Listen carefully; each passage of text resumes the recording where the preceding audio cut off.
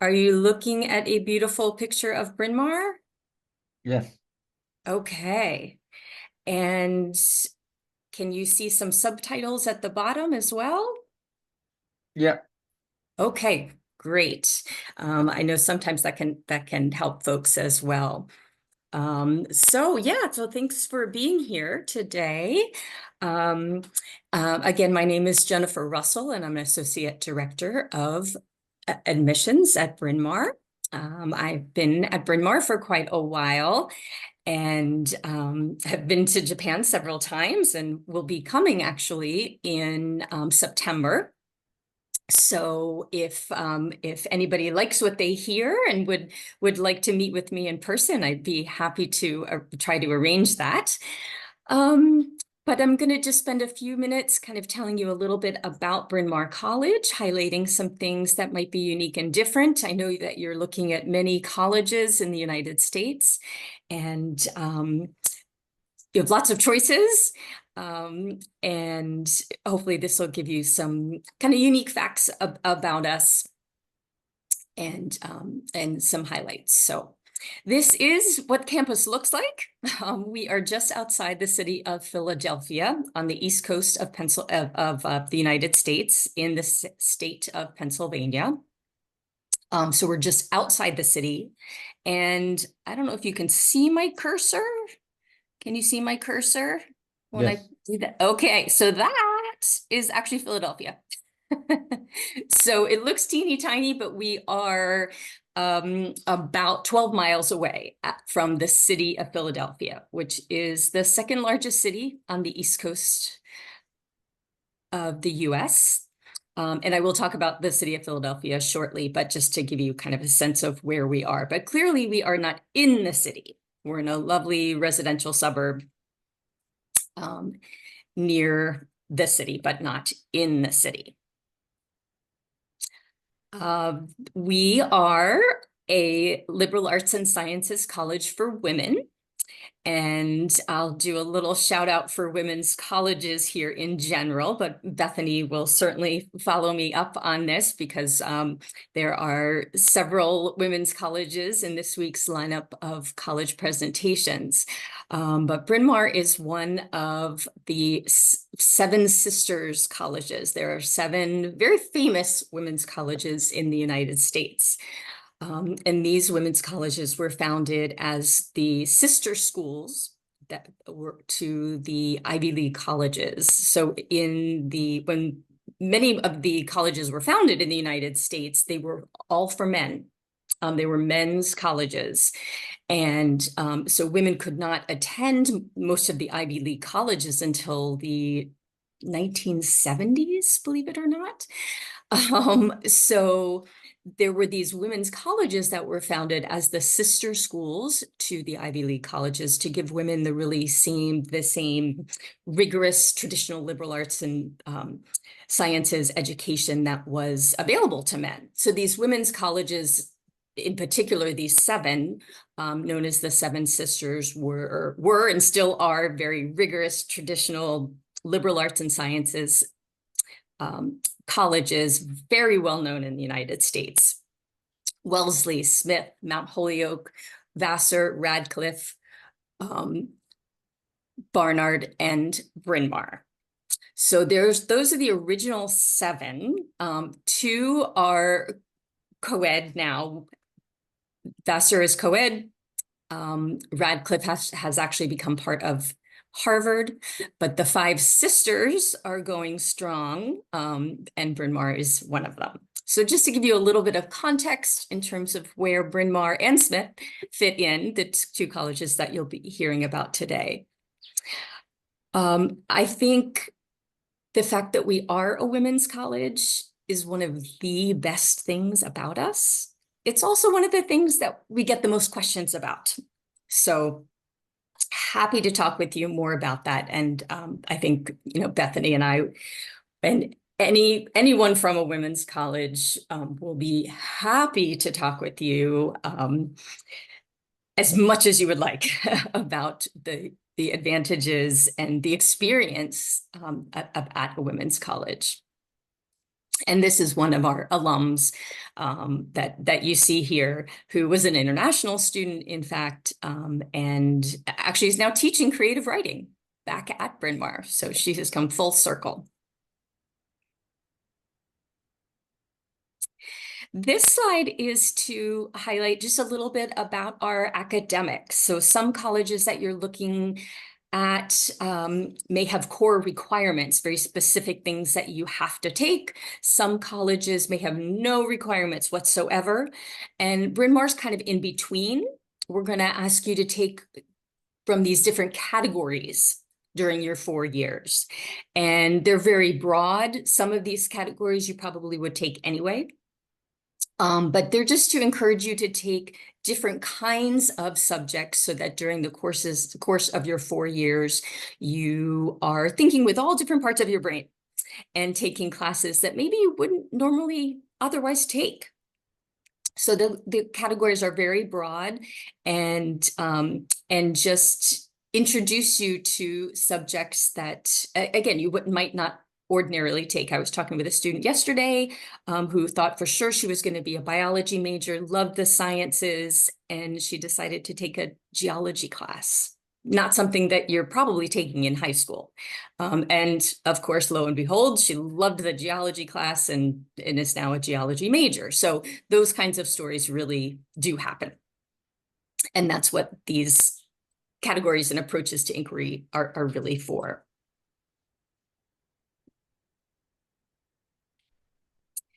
This is not a picture of campus. This is a picture of Center City, Philadelphia. So I promised I would talk a little bit about Philadelphia, which is just about maybe 25-minute direct train ride from the center of campus. So it's very easy and close to the campus, easy to get to, and something that students are accessing all the time. So, different colleges, some are really near a big city, some are not. We are not in the city, but very close to a big city. And Philadelphia is actually about 2 hours from New York and 2 hours from Washington, D.C. So we're right in between those two cities. So in terms of just our general location, access to all that the East Coast of the United States offers is really something that our students do take advantage of for social kinds of things, as well as some of the things that you see here on the slide in terms of internships, in terms of research, and all sorts of social activities and fun things as well. So students take a train directly into the city, super easy to do.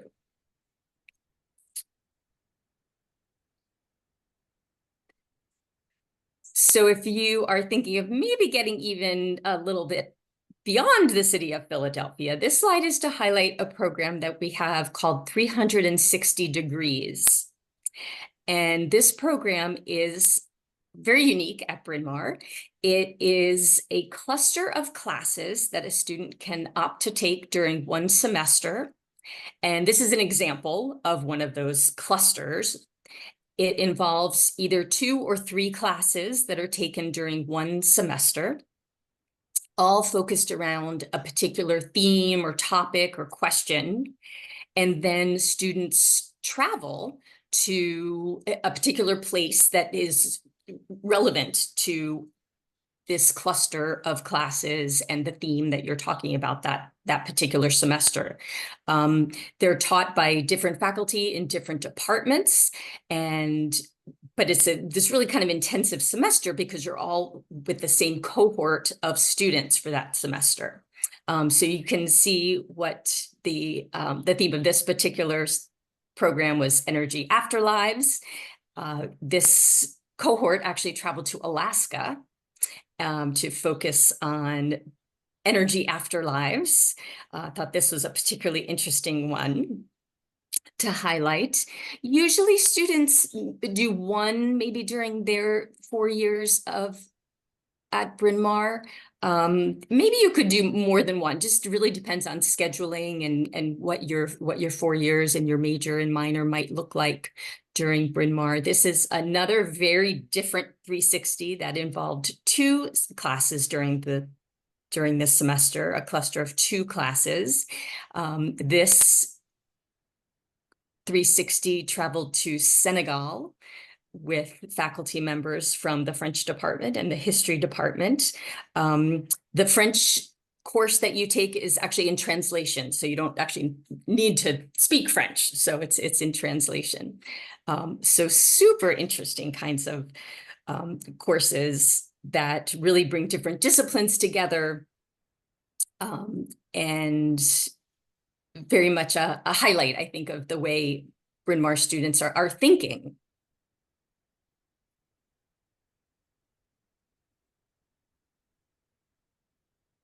Much closer to campus.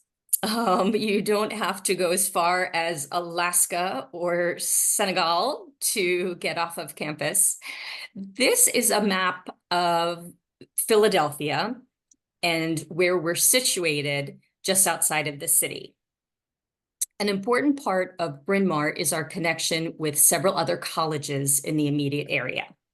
So we are part of a consortium with Bryn Mawr, Haverford College, Swarthmore College, which I think may be covered up by the subtitles there at the bottom, and the University of Pennsylvania.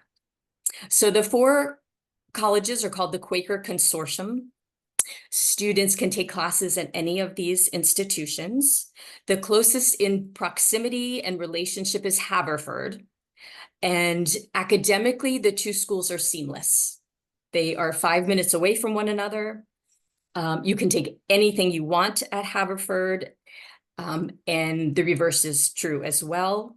The scheduling system is the same. The calendar is the same. You can major at Haverford, and Haverford students can major at Bryn Mawr. You can do a double major, one at Bryn Mawr, one at Haverford. It's academically seamless between the two schools. It's a little bit different at Penn and Swarthmore because they are further away. You can't major at those institutions, but students do take advantage of academic opportunities there.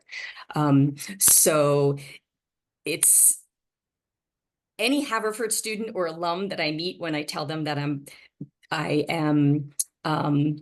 I work at Bryn Mawr. They will say, oh, you work at Bryn Mawr. I was a Haverford student. I went to Haverford, but I did this at Bryn Mawr, or, I had this friend at Bryn Mawr. There's just such an incredible familiarity with both colleges. So I just can't underscore that enough. At the same time, they're different schools.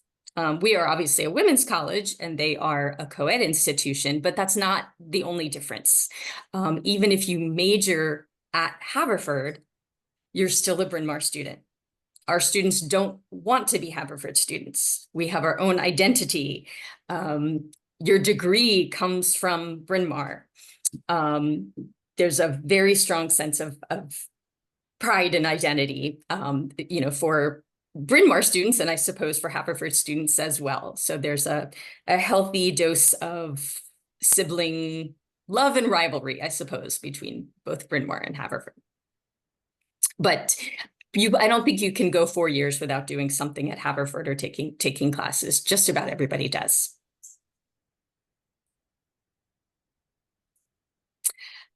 This slide is just to highlight a little bit of what students do once they have had their 4 years of experience at Bryn Mawr.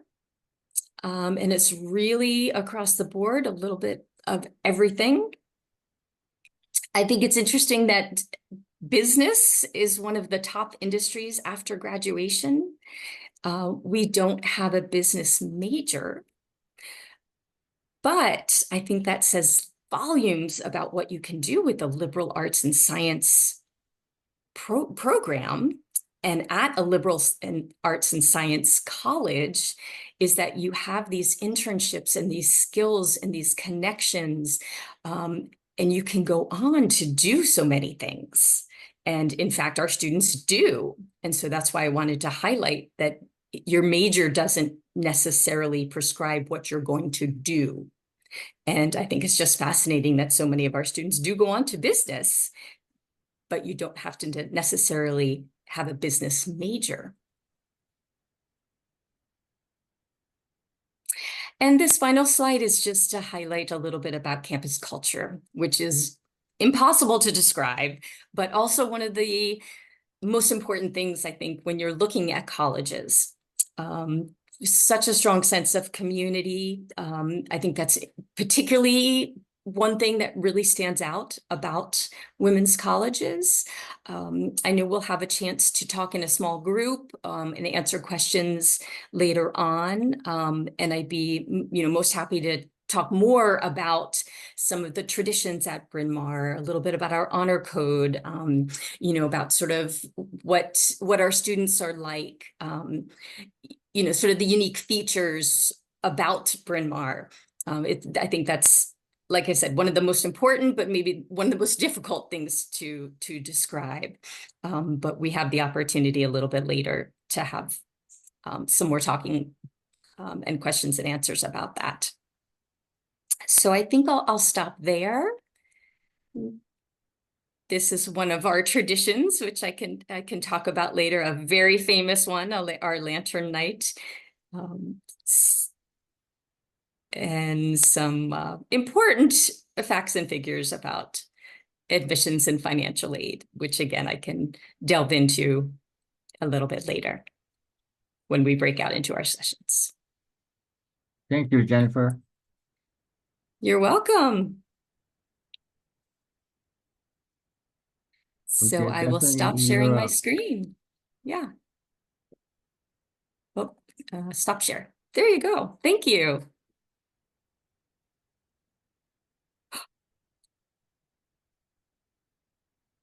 All right, Bethany, you're up. All right. Hello, everyone. Let me get my slideshow up and running.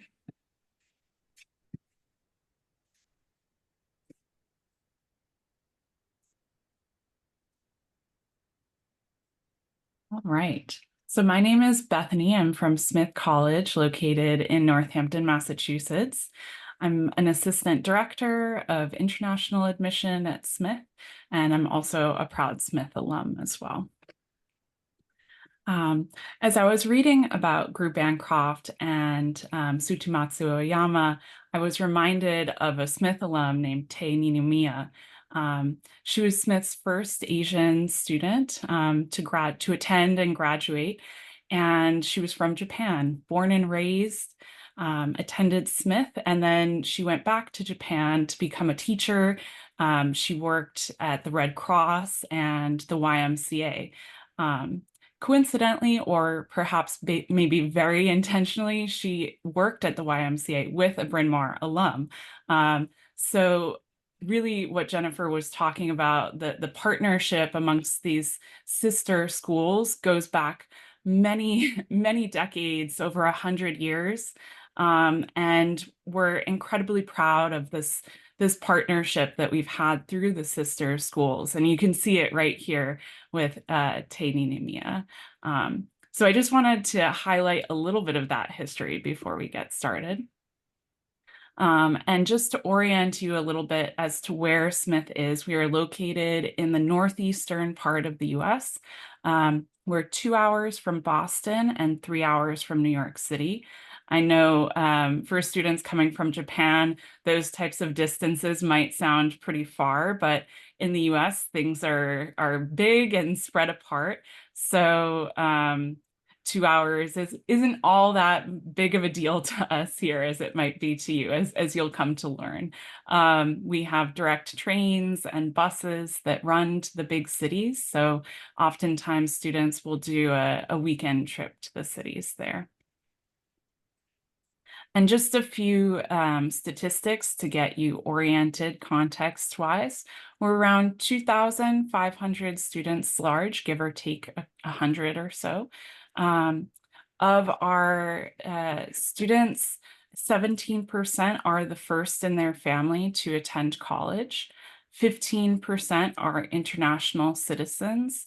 And of those 15%, they represent about 80 different countries within them. So we have good country representation. And then within our US citizens, 33% identify as students of color.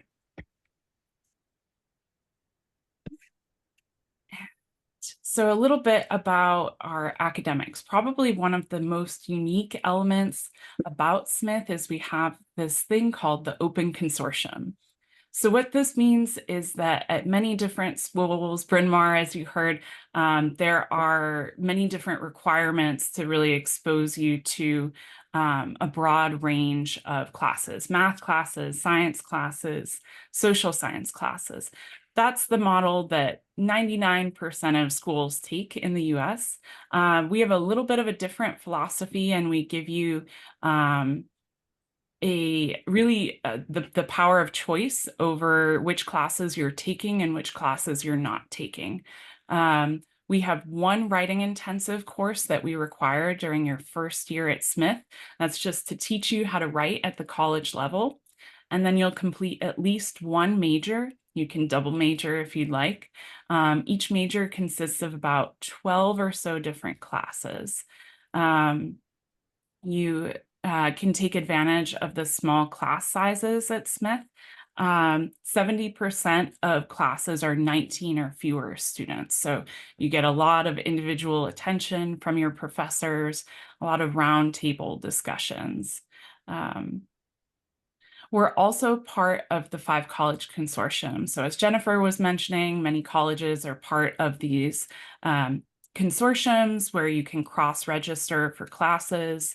In the 5 College Consortium, you can also join clubs, attend social events, lectures. It's a very fluid relationship that we have within the 5 colleges.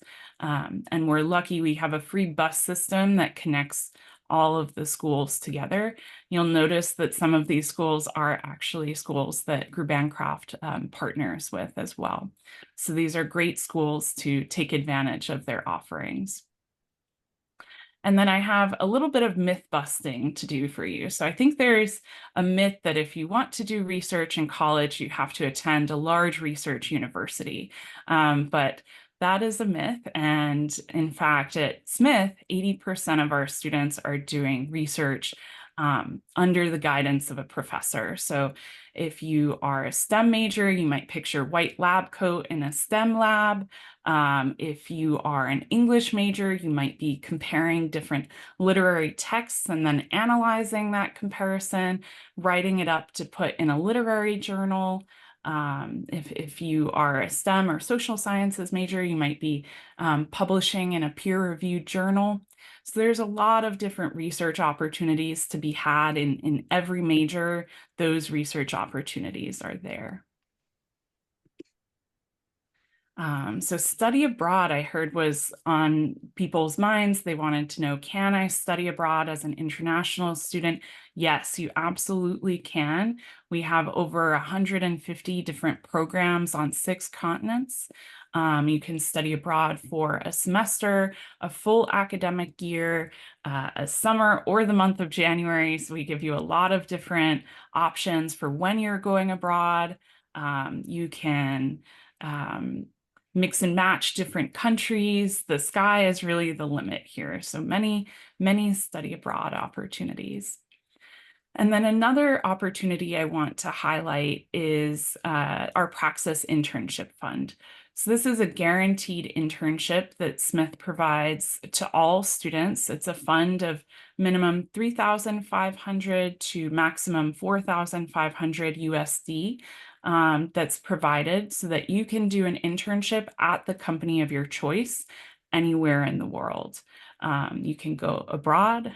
For example, I went to the Czech Republic to do research in a genetics research laboratory.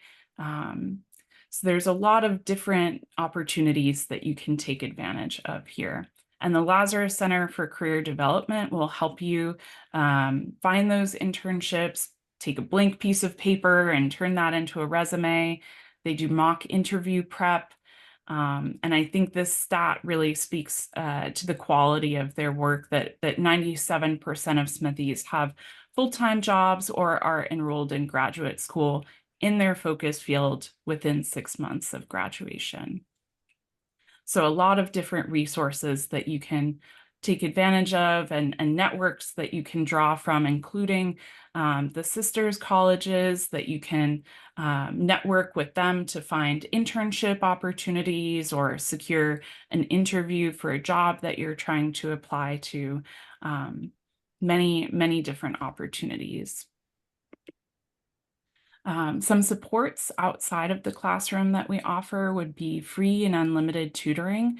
In any class that you need it, Smith will provide you a tutor. That's also a great paid work study opportunity. If you want to be a tutor, Smith can pay you to tutor other students. Our Office of Equity and Inclusion has many different branches. These are just a few that I've curated for you. So the International Students and Scholars Office, they will support all things international students. So advising, mentorship, friend bonding activities, visa help, support with the paperwork and the process of coming to the US. They also host a 5-day international student pre-orientation in which they will take you to a US bank and help you set up a bank account. They take you to the mall to purchase any of those large or cumbersome things that you weren't able to bring with you on the plane. So a lot of different holistic supports that the International Students and Scholars Office provides. They also do some support with our Asian Students Association and Sazanami, our Japanese Culture Club. And then I'll also talk a little bit about our Schott Center for Health and Wellness. They provide any mental or physical health needs you might have. All office visits are free, and mental health counseling is free and unlimited. Both services, physical and mental, unlimited appointments there, and all of those office visits are free. I will also mention that we're about a 10-minute walk from a hospital here in Northampton.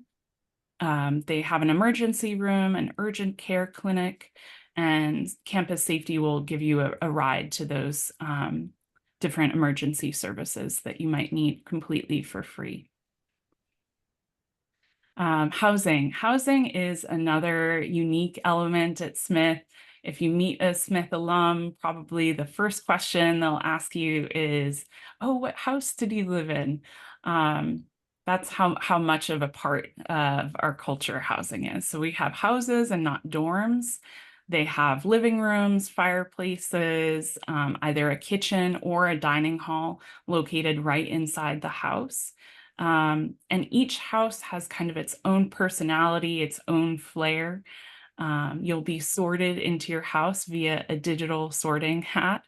And we offer guaranteed housing year-round for all 4 years.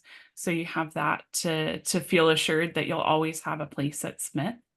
And then there are a lot of different traditions that run through our houses. One of them that I'll talk about very briefly is called Mountain Day. It's a surprise day off from classes, and it happens in the fall. So a lot of students will go apple picking in the local apple orchards. They might pick their apples and then come back to their house and bake an apple pie in the house kitchen. They might take we have a pond and a river on campus. They might take one of the kayaks or canoes out on the pond. Those are available in the warm weather. So lots of fun things to do on campus through our houses. But I'll also talk about some other fun things outside of the houses. We have many different clubs and organizations that you can join. We have different varsity Division III sports. Our basketball team placed second in the nation this year, so we're very proud of them. If you want maybe something that's a little bit less of a time commitment, you might check out our club sports or We have yoga, spin, Pilates classes. In the top left there, you'll see a rock climbing wall that we have on campus. We also have greenhouses and an art museum. There's also a lot of music and art that's happening both in the 5 colleges as well in Northampton. For a non-major city, we certainly have a lot of different artists coming to Northampton, lots of coffee shops, restaurants. We have several Japanese restaurants downtown as well. And there's also a grocery store called Transworld Food Market where you can buy some of those comfort snacks and things that you might miss from home. All right, so talking about admission, we are free to apply. There's no application fee. We accept either the common application or the coalition application. No preference either way there. And we're taking a holistic approach to evaluating you. We're SAT, ACT optional. I know that was a question. We require English proficiency testing for some students. Please check our website to see if you might be exempt from that requirement. And then we have 3 application rounds, early decision. Those 2 rounds are identical. The only difference is the deadline, and then regular decision. And if you have any questions about what that means, I'm sure Jennifer and I can talk more about that after. As far as financial aid goes, we meet 4 years of full demonstrated need. So what that means is that you'll apply for financial aid using the CSS profile application. And whatever gap there is between what you are determined to contribute and the total cost of attendance, meeting full demonstrated need means that however large that gap is, Smith will fill that gap with the financial aid package. And you'll notice our financial aid packages are loan-free. They consist of grant money, that's money you do not need to pay back, and work study. That's a part-time on-campus job, usually about 8 to 10 hours a week that you would do. And our financial aid is evaluating the total cost of attendance. So we're also looking at how to fund things like transportation, textbooks, not just the tuition, housing, and meals. We're looking at everything there. Study abroad, there's no additional fee to study abroad. And same thing if you have a single room versus a double occupancy room, there's no increase in cost there. And lastly, we offer limited merit aid. There's no need to apply. If you apply to Smith, you're automatically in the running for that. And that is all I have for you, but I'm happy to answer questions later with Jennifer. Thank you, Bethany. Jennifer, you want to talk about one slide? Yes. Can you see my slide, my one slide there? Yes. Okay, well, thanks, Bethany, for prompting my my memory there. We do have an alum probably around the same time as your alum, and this our Bryn Mawr alum is Omika Tsuda, who is a Bryn Mawr alum, class of 1890, who now in Japan is on your 5,000 yen note. So as you all in Japan are looking in your wallets at your currency, you are going to see a Bryn Mawr alum right there on your new currency. So I wanted to highlight that. I have not seen it in person yet, but hopefully you have or you will. So that is a fun fact about a Bryn Mawr alum who you will see proudly in Japan. Thank you, So I Jennifer. just wanted, yep. Hi, everyone. We'll go ahead and get started. Thank you so much to the Group Bancroft Foundation for hosting this wonderful session today. My name is Ruby Bhattacharya. I am the Director of Admissions at Barnard College, and I'm delighted to be sharing a little bit about Barnard with you today. For those who aren't familiar, Barnard College is the liberal arts and sciences college for women affiliated to Columbia University. So before I talk about Barnard, I always like to talk a little bit about our history and how Barnard came to be Barnard College as a college affiliated to Columbia University. And so Barnard was started in 1889. And at that time, women could not apply to Columbia University. Women couldn't apply to any of the Ivy League institutions. And so Barnard College, we like to say, was founded as an act of rebellion. Women who wanted to see equal opportunity to higher education for women within New York City. And so Barnard was created at a time when women had limited opportunities. And so in 1889, when Barnard was started, you had an arrangement that allowed for women to be at Barnard and men to be at Columbia. And that's the way that it remained up until 1983. And then in 1983, Columbia University began to admit women to the university, and that really raised questions of, well, what does that mean for the future of Barnard College? And at that time, it certainly raised questions of, should Barnard join the co-ed university? And to that invitation, I always like to say we politely declined and said, no, we're very secure in our identity as a college for women. We exist to empower extraordinary young women to become even more exceptional. So that's what we've been doing since we started. It's what we're still doing today. So I'm excited to tell you a little bit more about that. As you're thinking about Barnard College, I encourage you to think about Barnard and the multitude that comprise our identity, particularly these 4 parts of our identity. It's really essential to understand all of these things that make Barnard Barnard. First and foremost, we are, like our peers here today, we are a small liberal arts and science college. We're a college of about 3,000 students. We do continue, of course, to remain as a women's college. We'll talk a little bit about what that means for our students today. We continue to have a strong relationship with Columbia University. So for those who are not familiar, we're both located, of course, in Manhattan, in New York City. In this photo, you're actually seeing both campuses. So we're literally right side by side next to each other in New York City. So you have Barnard's campus here, and you have Columbia's campus right next to us. I'll talk a little bit about what that means for our students, and of course, what it means to go to college in New York City. So all of these things make Barnard Barnard. As I've mentioned, we are, of course, a women's college and a small liberal arts college. We'll talk a little bit first about what that means. As I said, we're a college of 3,000 students. And when I say we're in New York City, some students get a little intimidated by, New York City is this incredibly large place. And, I think for us, what makes it very special is that you're able to experience all that New York has to offer, but within the context of an environment that is a small liberal arts college. I love that when you walk across our campus, people know who you are. You're very much celebrated as an individual. You are surrounded by students coming from 60 different countries around the world, people who offer lots of different perspectives in a community where you are not a nameless face in the crowd. Our liberal arts curriculum takes the shape of what we call our foundations curriculum. The foundations curriculum is something we started about 7-8 years ago at this point, which is a curriculum that really seeks to answer the question of, what do women need to know in the 21st century to be successful? We look around our world today, and there are a lot of problems in this world.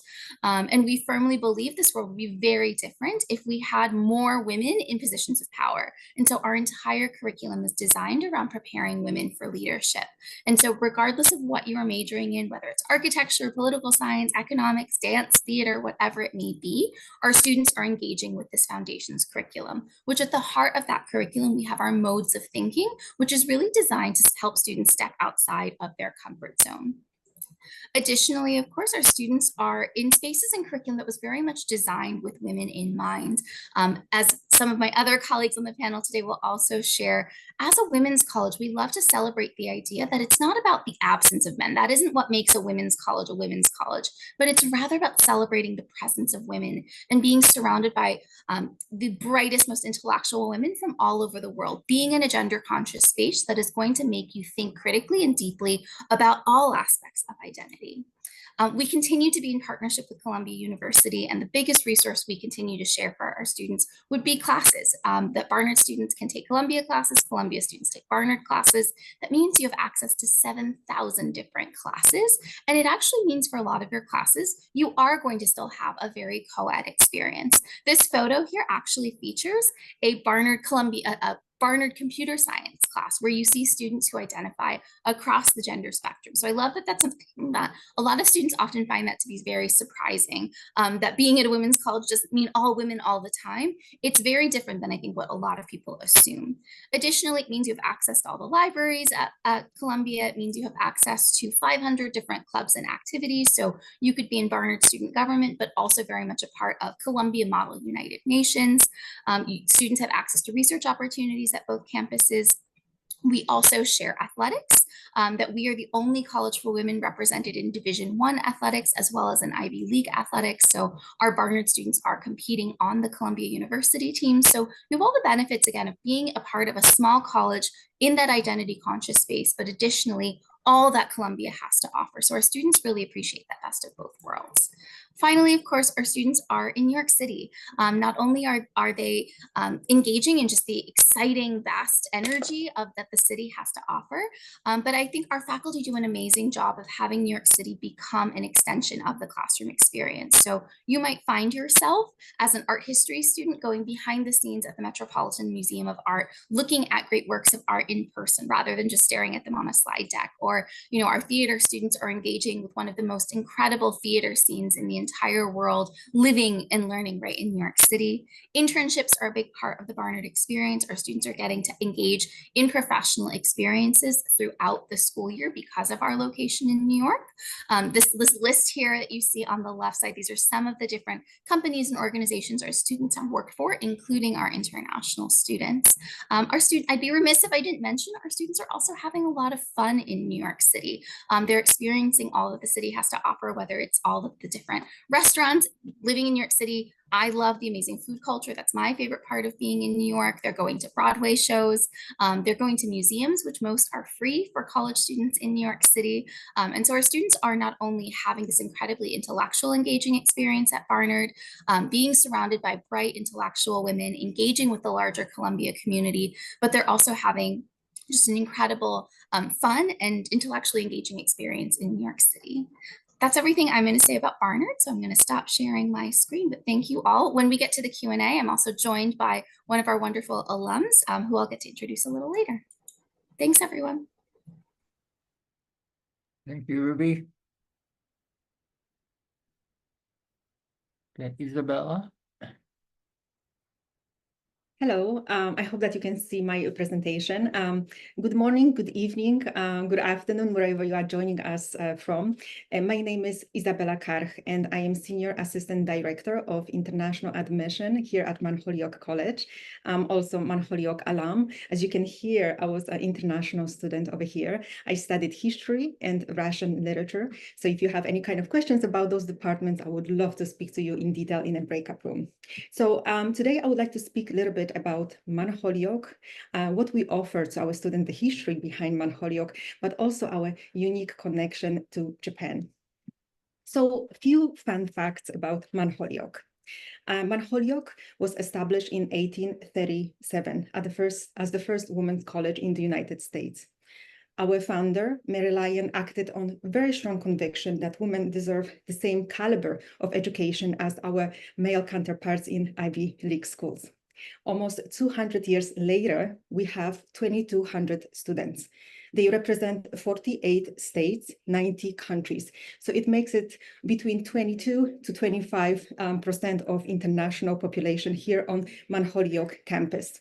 So as I mentioned, we are the oldest women's college in the United States.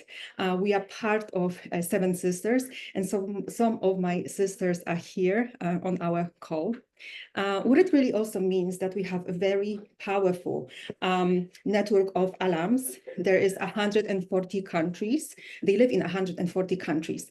So wherever you want to connect with them from our Holyoke platform, you would like to study abroad, you're looking for internship, or you simply want to connect with people who live the same kind of lifestyle, you can do it through our alum network.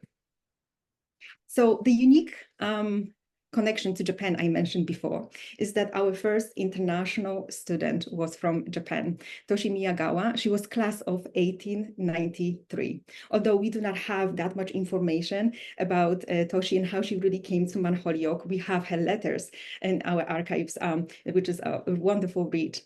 So through almost 120 years, we had many, many Japanese students. And most recently, we had Shion Kubota, who graduated in 2019. She was a Gru Bancroft scholar. And then right now she is earning her Harvard PhD at Harvard in physics. Another unique feature about Mount Holyoke campus is that we have a tea house and meditation garden. As you can imagine, many Japanese students take advantage of those beautiful and meaningful and very peaceful places. It's open to the public, it's open to our students. It's a wonderful, wonderful place. I hope that you will be able to visit. So Mount Holyoke is diverse, we are inclusive, we are global. At this point, we have around 550 international students.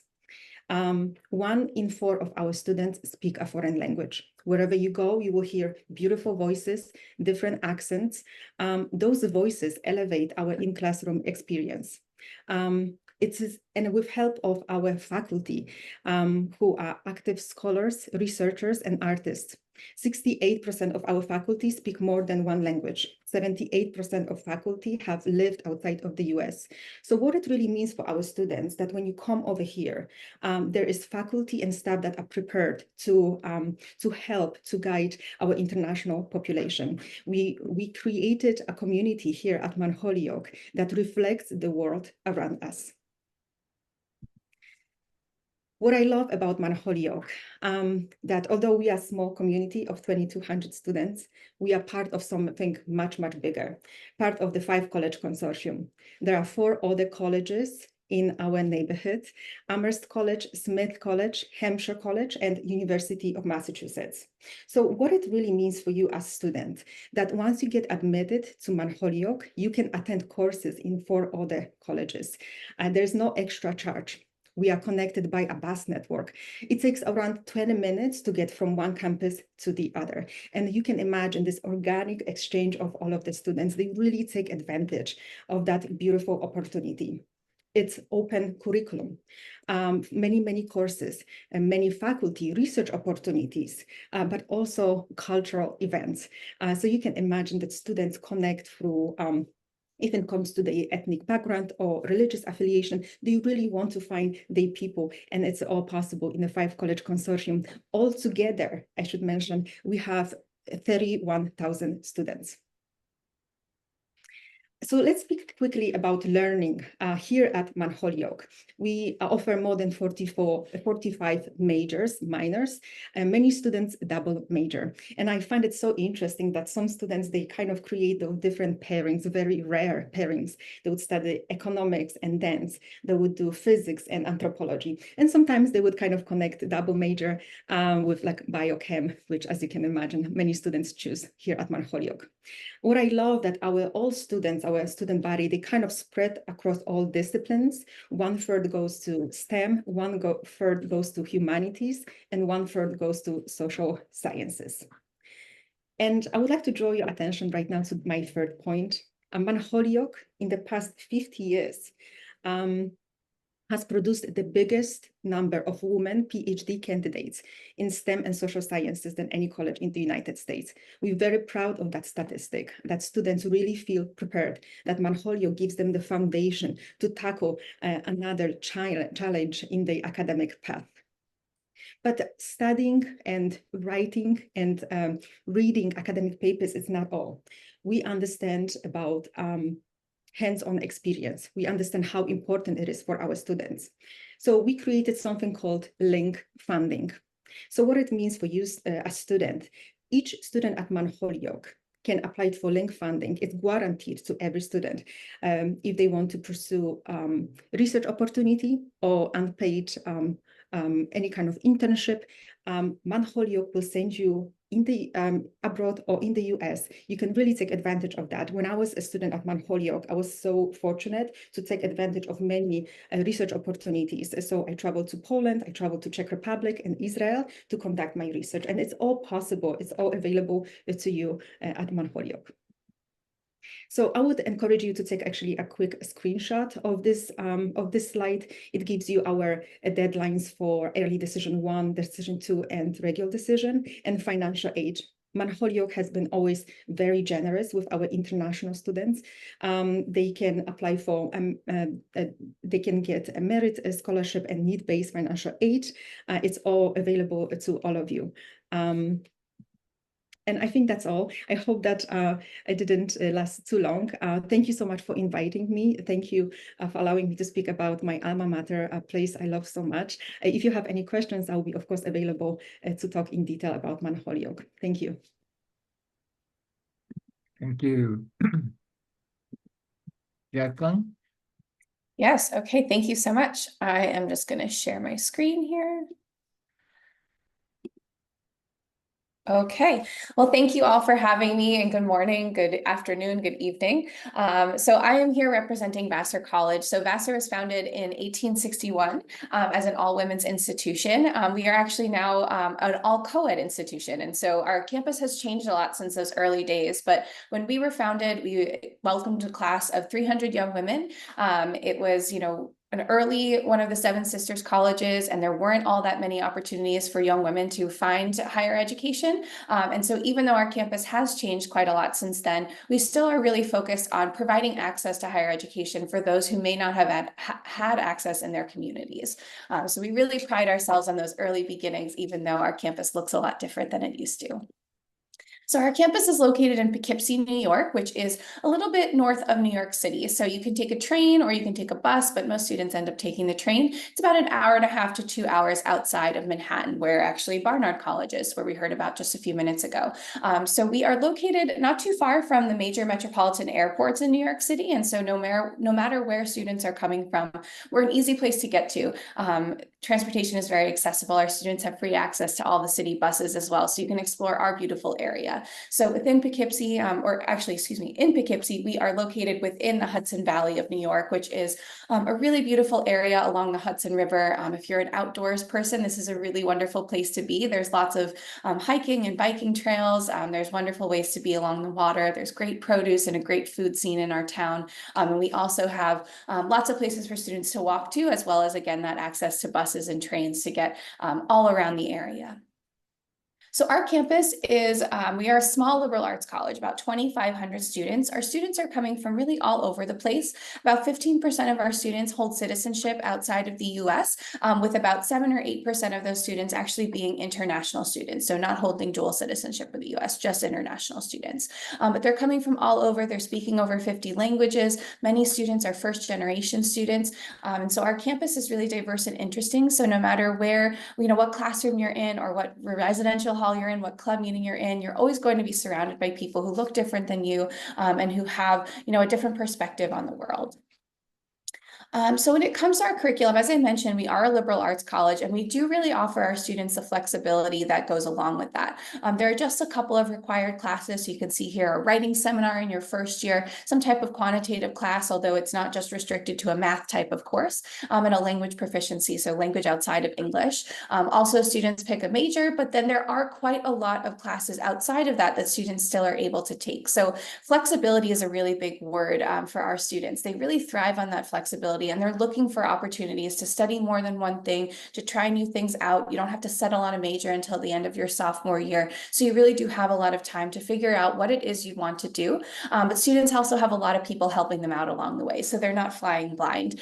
So our students come in, they have a pre-major advisor, and then once they choose a major, they have an advisor in that major to help them out along the way. But a lot of our students double major or pick a minor, or what we call a correlate, and you'll have an additional advisor for each of those areas. As well as if, let's say, you have a, if you're pre-health or if you're pre-law, you'll have an additional advisor for each of those as well.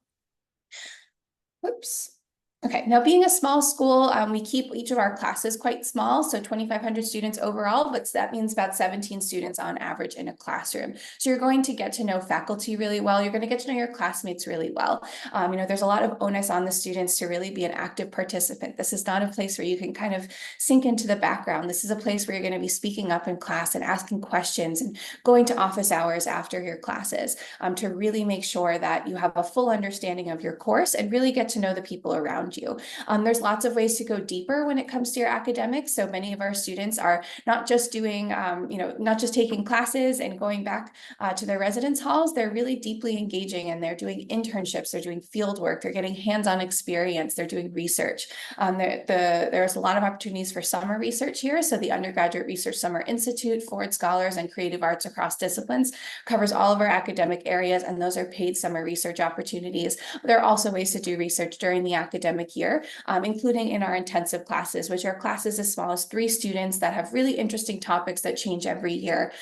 We also offer a program or an office on campus that runs programs called it's the Office of Community Engaged Learning, and they run internship programs where students can get academic credit for an internship out in the community. Some students will even go as far as New York City for their internships, but transportation is covered for those. You're getting academic credit, you're working out in the community, you're adding lines to your resume, you're getting practical experience in your field, and it is accessible to all students because of that transportation benefit.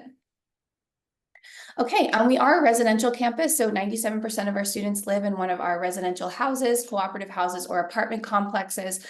They are kind of scattered throughout campus, and there's lots of different available housing opportunities for students, but our houses really are the things that bond all of our students. We don't have fraternities or sororities on campus like many other US universities and colleges, but we really want our students to still feel that sense of community, and so that happens in our residential houses. Anytime you meet a Vassar alum out in the world, usually the residential house will be the kind of first thing that comes up in conversation, asking, where did you live? Where did you live? And that's something that really bonds our students. That community starts right away, and that community really carries on through. Lots of students stay in their houses for a couple of years, but again, those apartment complexes are available.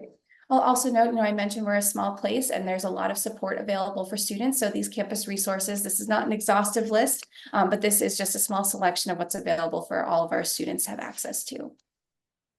There is a lot going on our campus. We are a very active place. Our students are really super involved, and there's quite a lot within those clubs and organizations. So we see lots of students getting involved with our art scene on campus. So we have tons and tons of student theater happening every year, dance organizations, stand-up comedy groups, really everything within the arts. Our students are also really active and excited to get involved in, activism and protests and, social justice efforts and things like that, whether it's on campus or off campus. There's also a lot of athletic organizations to choose from. We are Division III school, lots of ways to go through the recruitment process for that. But there's also lots of clubs that are just purely for fun. So no matter what it is you want to get involved with, you'll be able to find something here at Vassar. And then finally, after Vassar, we see that many of our students go on to full-time employment, but lots get an advanced degree at some point. And we see tons and tons of our students going on to law school and medical school. We're very proud of those numbers, but really more so it's about the programming and the work that goes into that. You again have a lot of people helping you out along the way. You are not just restricted to the Office of Career Education, but really your academic advisors, the staff members you connect with on campus, all of your mentors, our alumni network, everybody is really here to help you out in your efforts to find some gainful employment or find graduate school opportunities after graduation. I won't spend too much time here, but this is a little overview of the application process. We do offer 2 early decision rounds as well as the regular decision round, and there's tons of information online, so you can certainly follow that up. And then the last thing I just want to mention is that we do offer need-based aid, and we are focused on that need-based aid. We don't offer merit-based scholarships, academic scholarships, or athletic scholarships. It is entirely need-based aid, and many of our students are applying for that need-based aid and receiving that. So all of our admitted students were able to meet their financial needs. And so that is it. I will turn it over to my colleagues. Thank you, Jacqueline.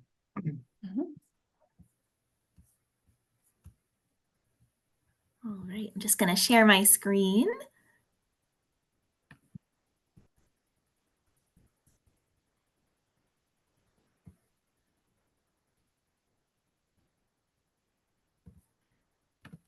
Okay. Hopefully everyone can see it now. Apologies for the delay. So thank you so much for having us. Thank you to the Gru Bancroft Foundation. I'm so excited to get to spend the next few minutes with you all sharing a little bit about what makes Wellesley Wellesley. And like some of the other schools who have shared already today, Wellesley was also founded at a time when most women and students who hold historically marginalized gender identities were not able to access higher education. And fast forward over 150 years, here is who makes up our community today. So about 58% of our students are domestic students of color. Wellesley is one of the most diverse liberal arts colleges in the country. 24% of our students are the first in their family to attend a four-year college, and 14% of our students are international students. And Wellesley women are really the ones who change the world, and Wellesley teaches them how. Wellesley is one of the most inclusive, effective, and inspiring liberal arts colleges. We have just over 2,300 undergraduate students, and our undergraduates study on a campus that is just 12 miles outside of Boston, Massachusetts, with a free shuttle to Boston and Cambridge during the week, which provides access to opportunities both on and off campus, including cross-registration at one of our 4 partnering institutions. So those are Babson, Brandeis, MIT, and Olin College of Engineering. We have over 500 acres making up our beautiful campus. There's a lake, an observatory, botanical gardens. I could go on and on. You'll find so many different spaces at Wellesley and reasons to call this place home. And students really get the best of both worlds with our location near the city, but this really wonderful kind of suburban, green, and space with a lot of nature right on our campus.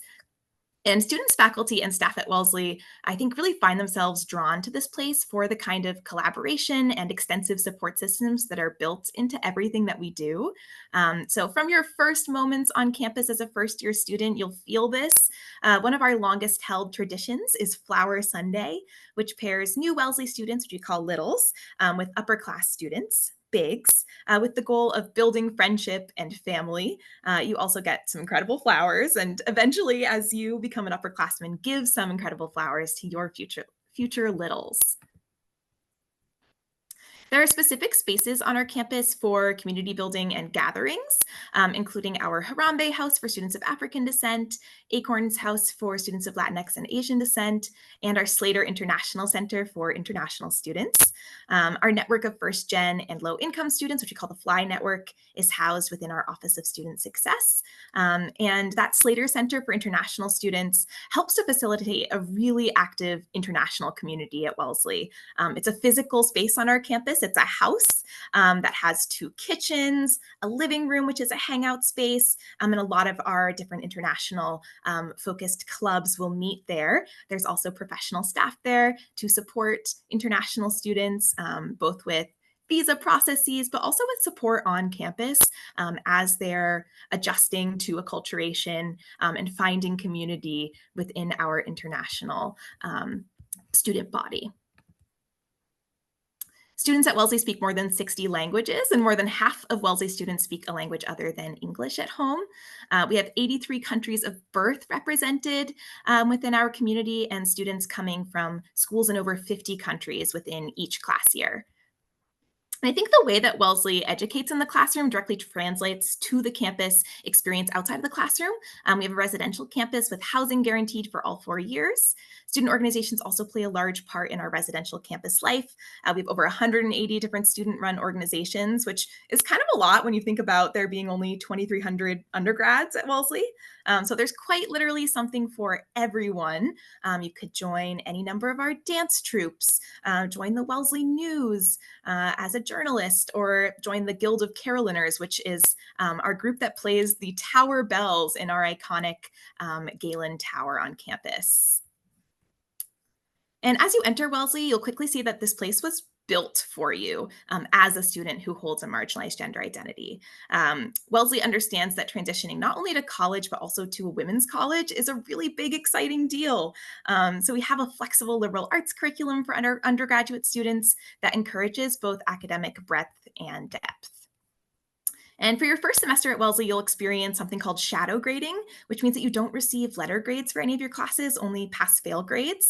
Wellesley really wants our students to feel empowered to explore their scholarship and intellect in new ways, maybe some ways that potentially weren't available to them in high school.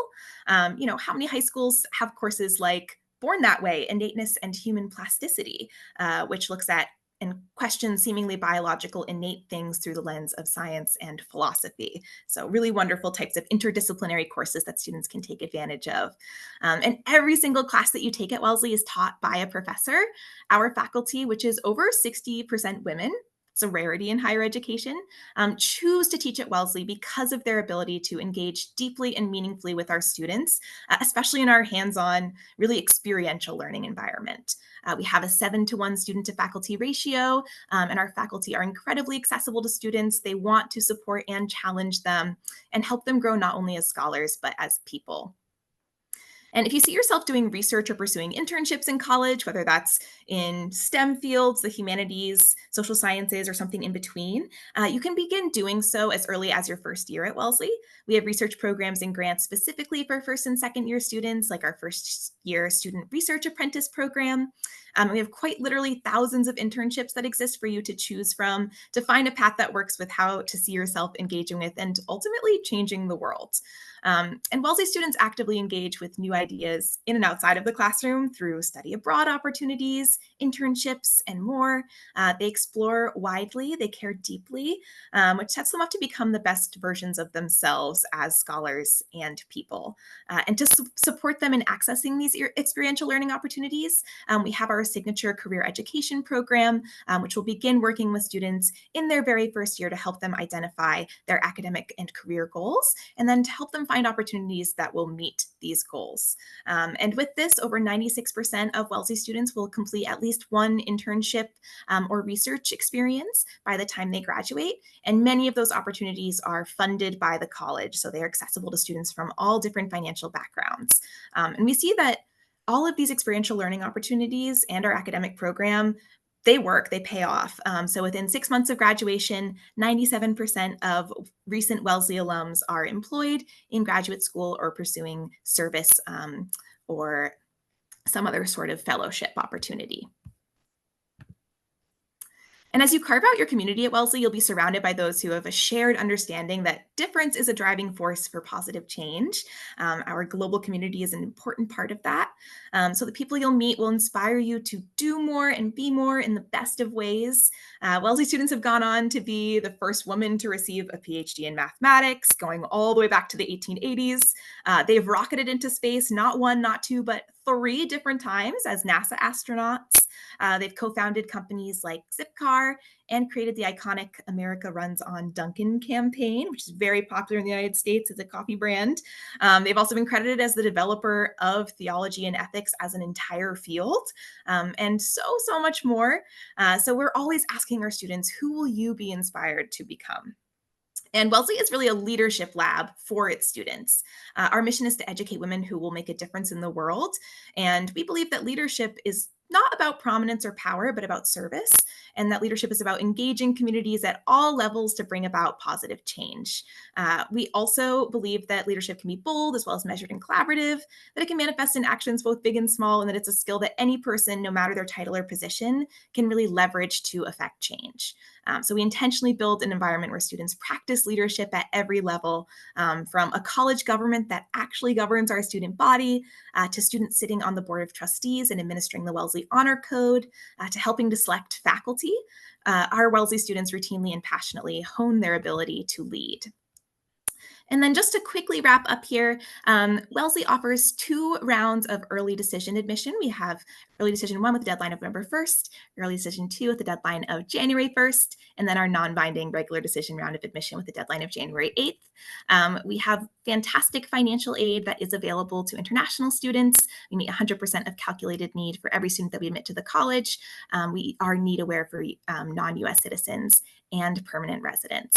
And if you'd like to stay connected to Wellesley, we have many different ways that you can reach out to us or stay involved, learn more about our community. So I'd encourage you to check out our virtual information session options. We have a lot that are specifically for international students at times that hopefully work for those who are in very different time zones. And with that, I'll hand it back over. Thank you so much. I hope everyone's doing well today. My name is Rebecca McIntosh, and I represent the College of Wooster. I am the Director of International Admissions, and am really excited to be chatting with you today.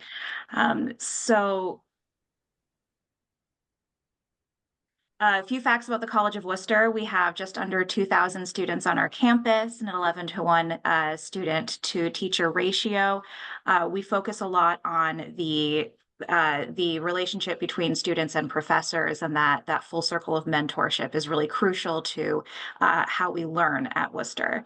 We're also very international. This is something that has been part of how we think and how we work as a university since our inception in the 1800s. So we have 15% international students, and we have over 75 countries that are represented on our campus, including Japanese students. We have about a dozen Japanese students on our campus, including one of our students, Yoshi, who is going to be joining us afterward in our breakout room. We also are fully residential. So we have 97% of our students living on campus with 120 plus organizations. So it's a very vibrant community. You will have the opportunity to live on campus all 4 years and really get a chance to get to know students from all over the world and all over the United States.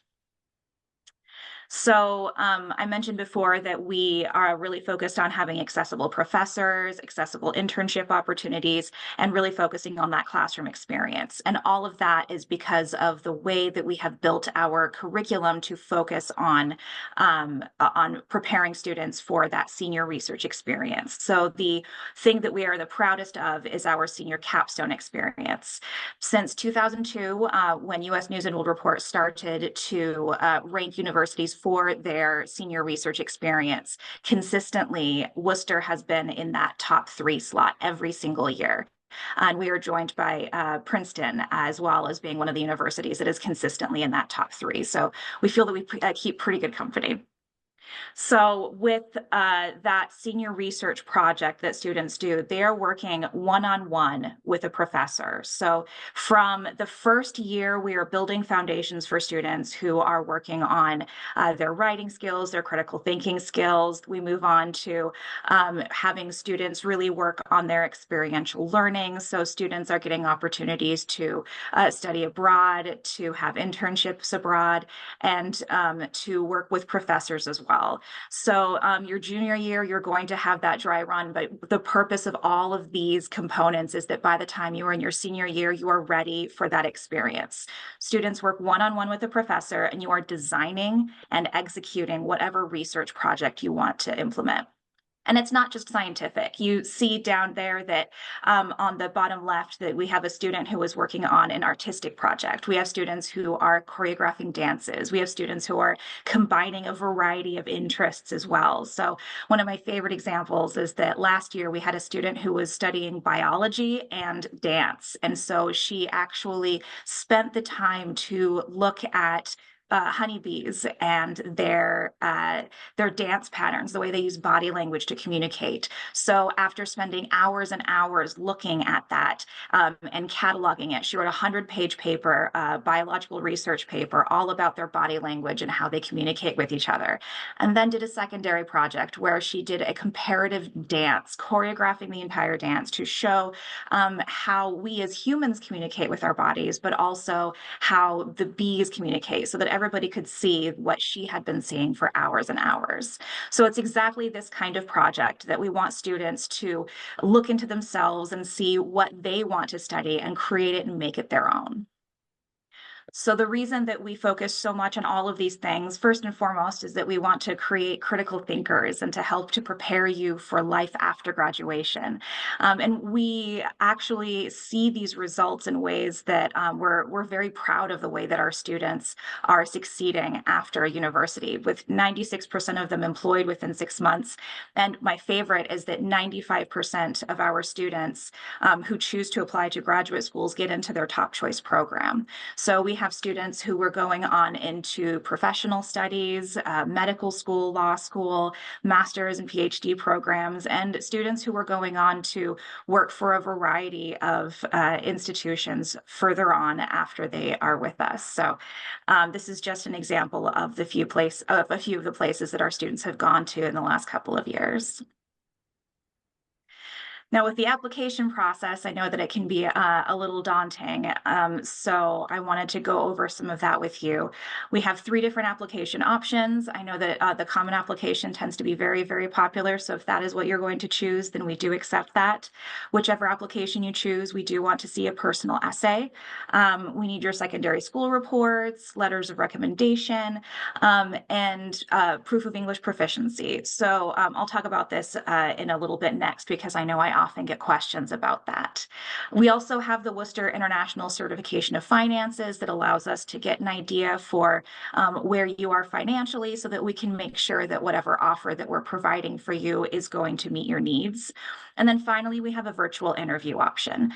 This is optional, but I always encourage students to participate in a virtual interview if they know that Wooster is definitely in their top 3 or top 5 choices. It's an opportunity to either meet with me or to meet with one of our global interns. I have 3 seniors who are my global interns and who are always really excited to get a chance to chat with students, talk to them about what their experience is at Wooster, and also get to know the student. So this is a great opportunity for you to let us know what's important to you. Now, I mentioned we are test flexible, so we just require some kind of proof of English proficiency. So, for example, if you've been going to high school in the US for 3 years, then that would count as proof of English proficiency. You can provide an examination, but there are a lot of ways to do it. And so if you're curious about it, just ask. And then finally, we have these are our application deadlines. So if you are interested in applying early action or early decision, then you can chat with me about that afterward in our breakout rooms. So that is it for me. Again, my name is Rebecca McIntosh. Please feel free to reach out to me, and I look forward to chatting with you in our breakout rooms. Thank you, Rebecca. So I guess Susan, you're next. You're muted.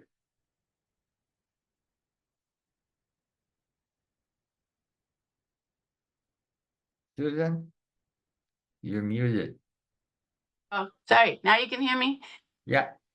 Okay. So I'm Susan Hillman de Castañeda. And can you see my presentation? Yes. Okay. Yes. All right. All right. We'll get started. I am the Director of International Admissions. There you go. Sorry. And Earlham College is a beautiful campus in the Midwest. Indiana's right next to Ohio. And we have about 700 students on campus. About 20% of our students are international. And this year we have 15 students from Japan. 4 of them are brand new. Momo, who's also with us on this call, is an Earlham graduate. So a few things about what other people say about Earlham. We are one of the 40 colleges that change lives, which is an actual book that Lauren Pope chose. 40 colleges that he really felt changed the student's life. Princeton Review, U.S. News and World Report, and Fisk Guide will tell you more about Earlham. We've been recognized for the past 5 years as having one of the best classroom experiences, and that goes along well with our best undergraduate teaching. We are ranked 3rd in the nation for the percentage of students who go on to do international study for a semester. And as an international student, you also can go away for a semester to another part of the world to study. Earlham is located in Richmond, Indiana. This is the state of Indiana. Chicago's here, big city. Many of you have heard about probably. We're a small liberal arts school with a very talented faculty and staff. We are a Quaker school. You do not have to be a Quaker to be at Earlham, but we do put emphasis on our principles and practices, respect for persons, simplicity, integrity, commitment to peace and justice and community. Our goal is to form leaders for the future, and we want our students to go out into the world and make a positive contribution in whatever it is they decide to work in. It's a very rigorous academic program. You will be challenged every day in the classroom, but you will also be supported in the classroom and outside of the classroom. Our signature program is called our Epic Journey, and it begins even before you arrive on campus as you're choosing your classes. We also want to prepare you to go out into the world, again, to make that positive impact in whatever it is that you choose to do. So there are many ways to help you along that journey. You'll take a class called Designing Your Life. What do you want out of your life? What do you want to contribute to society? What makes you happy? What brings you joy? And how do you fit all of those in to finding your path through college and for what comes after you? You will conduct research. You can study abroad. You will have a life-changing internship at one point during your time at the college. Oh, I should have said we do have a $5,000 grant for our students to do their internship anywhere in the world during one summer, or you can have a small group travel with a professor and a group of students, or do some research on campus with a professor, but that will be funded by the college. It's guaranteed funding up to $5,000. These are our majors that we offer.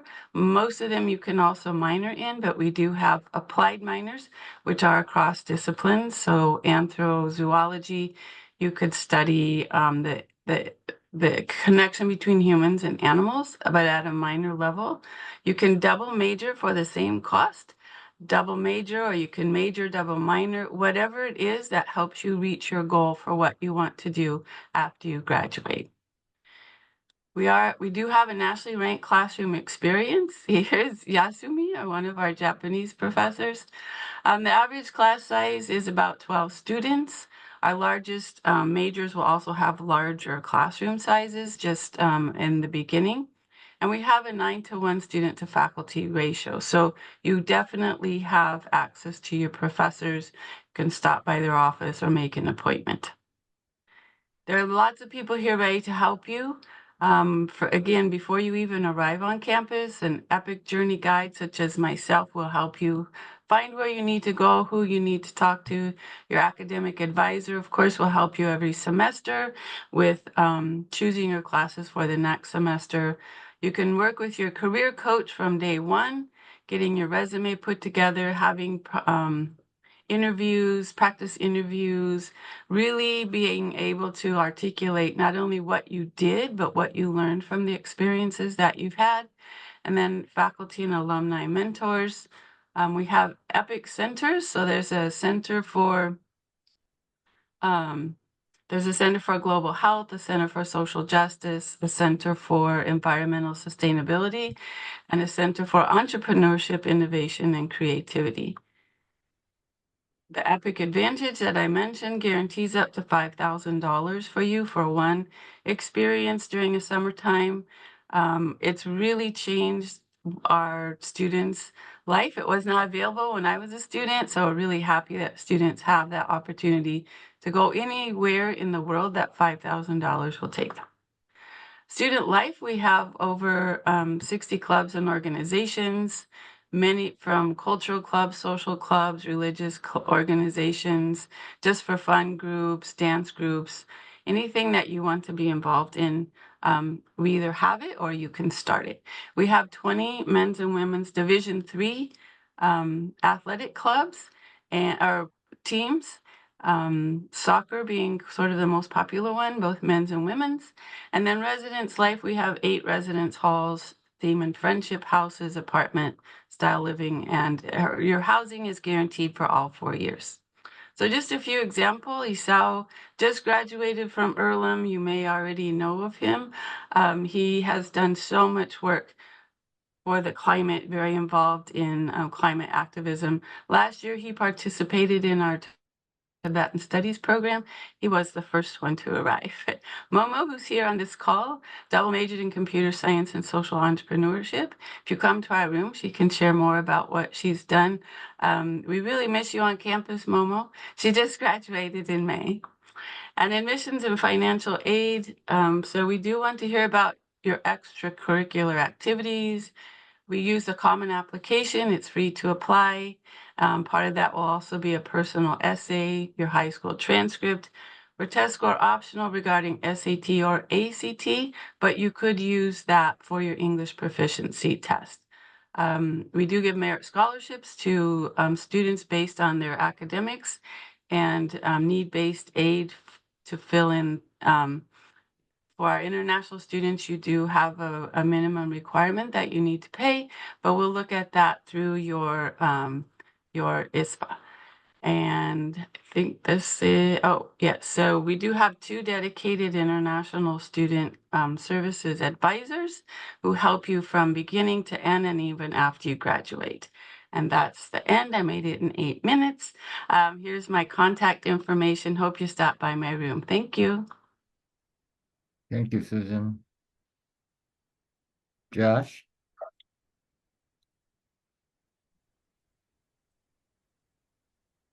Good evening, everyone. My name is Josh. For show, I'm from Lewis and Clark College in Portland, Oregon. And this is my contact information. You're always welcome to reach out to me by text or email if I can be helpful at all throughout the application process or as you're exploring the college. It's bright and early. Actually, it's still dark here in Portland on the west coast of the United States, but in about an hour, this is what the view will be from campus as the sun's rising over Mount Hood. It really is a beautiful place. I have some more pictures that we'll see as we go, but studying at Lewis and Clark gives you a really incredible campus in a really special city for your studying. So we are a small liberal arts and sciences college, just over 2,000 students in the undergraduate college. Like you're hearing from all of these liberal arts colleges, the classes are small. You're going to get to know your professors really well. We think that the relationship that you have with your professors is what's really critical to your success in college. All of our classes are taught by full professors. We don't have teaching assistants or graduate students teaching the undergraduate classes. So small schools really do give you, I think, the biggest opportunities when it comes to your academic program, things that you can be involved in. As a liberal arts college, we give students a lot of freedom and a lot of flexibility to explore many disciplines. Of course, you major in a subject or double major, but that's only part of your curriculum. You're also going to be taking many courses in other subjects, the arts, the sciences, the humanities, and the social sciences. And if you don't know what it is you want to study, that's okay. It's quite common to join a liberal arts college unsure of your major. You have time to explore. You don't declare your major till the end of your second year. So many of our students come in unsure of what it is they want to study. And like I mentioned before, if you want to study a lot of things, there's absolutely opportunities to do that. Nearly half of our students will double major during college. We're recognized as a place where our professors are really excellent teachers. They're also scholars engaged in research. They're doing cutting edge things across the disciplines. I think it's a misconception that a smaller school might not be a great place to do research, especially in the sciences, but I think the opposite is actually true.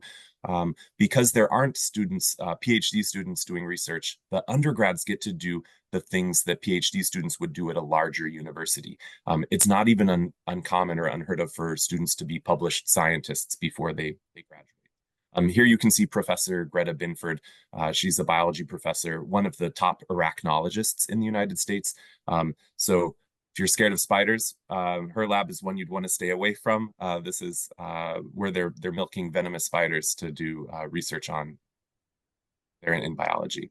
One of our long-standing traditions at the college is academic symposia. We gather 6 times a year to explore interdisciplinary topics, big questions of things that haven't been been settled, that all the disciplines are interested in.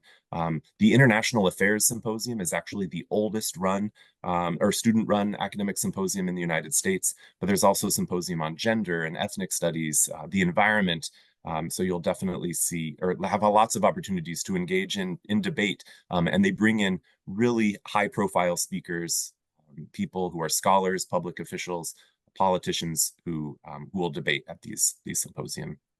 We're preparing you for your life after Lewis and Clark as well. We do have 2 graduate schools at the college. Our law school is the only law school in Portland, and it happens to be the top-ranked law school in the United States for environmental law. We also have a small graduate school of education and counseling, but we're preparing students for careers across all of anything you could imagine doing after college is a possibility for you when you study in the liberal arts. And of course, our alumni network is robust. All over the world, our students are studying or working and living, doing all different things. Some of the biggest companies in Portland, Nike and Intel, but many other places offer students opportunities to do internships. So being in a city is a great opportunity for students to be able to spend part of their day at an internship and back on campus studying at other times. Here you just see some places that our students have gone for graduate school and where they're working after they leave the college. Our students come from all over the United States and all over the world. About 11% of our students come from outside the United States, from almost 60 different countries. We have a long history of enrolling international students, including students from Japan, and we're really eager to have more students on our campus from many different places. Whatever it is that you like to do for fun, you're going to find opportunities to do that at Lewis and Clark. There are more than 100 different student-run organizations, everything from sports, music, theater, journalism. Our debate team has won the national championship 3 times in a row. Beekeeping, gardening, exploring the outdoors, almost anything that you could imagine doing, you can do. And Clark. It's a residential campus. Our students can live on campus all 4 years, but you also get lots of opportunities to explore Portland. Of course, we have athletic programs. If you're interested in sports, you can do that as well. Now, our location may be one of the most special things about Lewis and Clark. Most small colleges tend to be in small towns, but we're in a major city on the west coast of the United States, Portland, Oregon. Like I mentioned before, it's the headquarters of both Nike and Intel has their largest operations here. But you'd never know you're in a big city when you're on our campus. You can see that we're totally surrounded by forest. So we're tucked away in the most beautiful place. So there's lots of hiking trails. So you get the advantage of being in a residential campus, but access to one of the coolest cities in the US. We operate a shuttle to make it really easy to get right from downtown to campus. It's only about 15 minutes. Portland's famous for our food scene. It's an incredible place if you're into food, if you like to eat all different cuisines from all over the world. It's also a place where we're a little goofy. The unofficial motto of the city is keep Portland weird. But one example of that is that we're home to the smallest park in the world. So you can see this is Mills End Park. But more seriously, we're home to the largest forested city park in the United States. Again, great opportunities to go hiking and explore nature. We also organize more than 100 different trips throughout the year for students to explore the greater Pacific Northwest region. So if you're into surfing, hiking, skiing, snowshoeing, kayaking, backpacking, camping outside, almost any of these things can be done in the area around the city.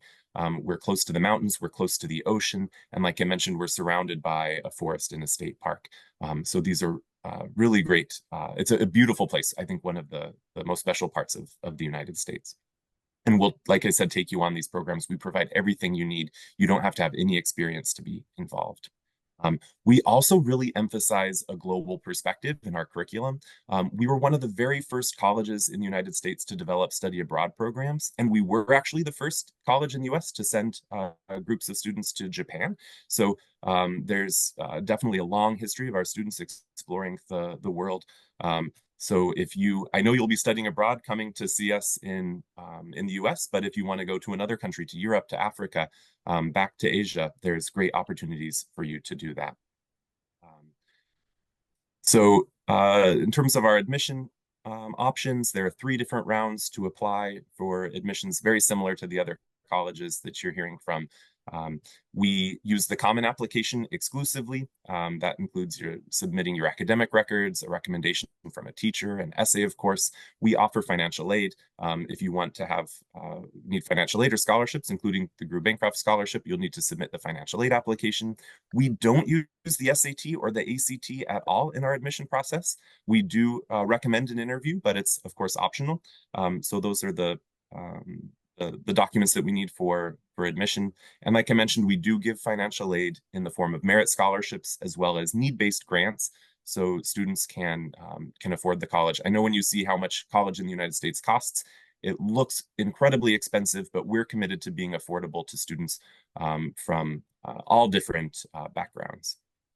And we'll take questions in our breakout rooms, but thank you so much for taking time, and I look forward to getting to know many of you and talking with you more. Thanks so much. Thank you, Josh. Ohayou gozaimasu. I know it's very late there, but I wanted to say good morning because Ohio is part of our name and it sounds like it's part of good morning. So let me share my screen. And I'm also going to turn on my timer so that I don't run over 8 minutes too much. And I'll introduce you to Ohio Wesleyan. All right, well, I'm the Director of International Admission at Ohio Wesleyan. I've been with Ohio Wesleyan over 5 years, but I've been doing international admission and traveling to Japan since 1999. So since many of you before you were born, but I'm excited to share Ohio Wesleyan with you. It's a beautiful campus that was founded in 1842, and we've always been open to students of any background, any religious background, any cultural background, any ethnic background, and any gender. So we've always been a welcoming place to all students. And this is our lovely campus. We're set in Delaware, Ohio, and I'll introduce you to the location soon. But let me go on to my next slide. I don't usually use Canva, so there we go. Got some sticky keys, so it's moving at its own pace here. Hold on, let me go back. All right, so I'm going to introduce you to what to love about Ohio Wesleyan. Ohio Wesleyan is featured among one of the nation's best colleges, biggest bang for your buck, and it really has a lot to offer. These are some of the pictures that we want to give you a sense that learning is fun. It's also very practical and hands-on, but you're meant to have an enjoyable, fun, nurturing, and supportive experience when you're at Ohio Wesleyan.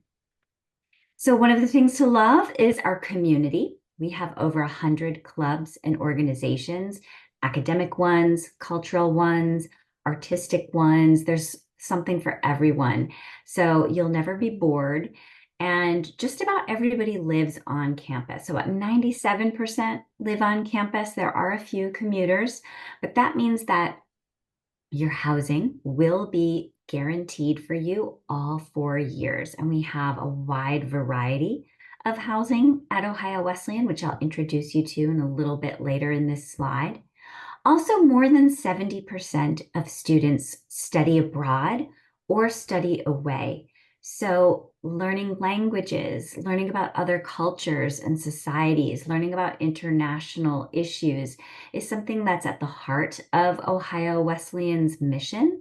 And we provide funding for students to study abroad, not just for a semester or a year, but also for short-term experiences. So you could actually travel every single year on some of our short-term travel learning courses. And in fact, I got to go on one in June, and we went to Hokkaido, and the students and professor, we all learned about soil classification. So you'll have many opportunities to travel. We also have programs in Chicago, New York City, Philadelphia, Tennessee, and I'm forgetting one more, Washington, D.C. So you could also spend a semester studying in another state in the United States.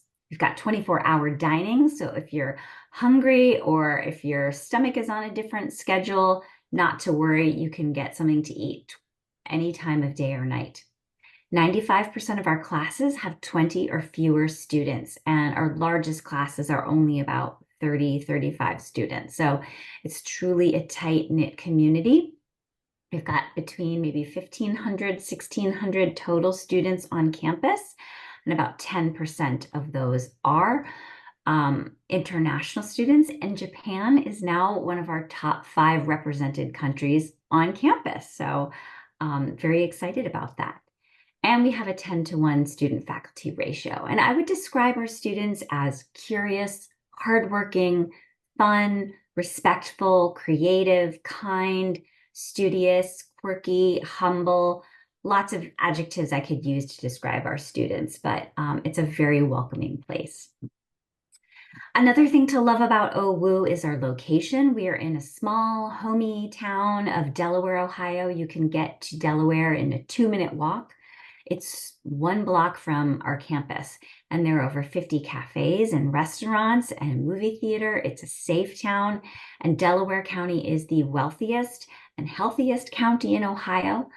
So it is a safe area to live.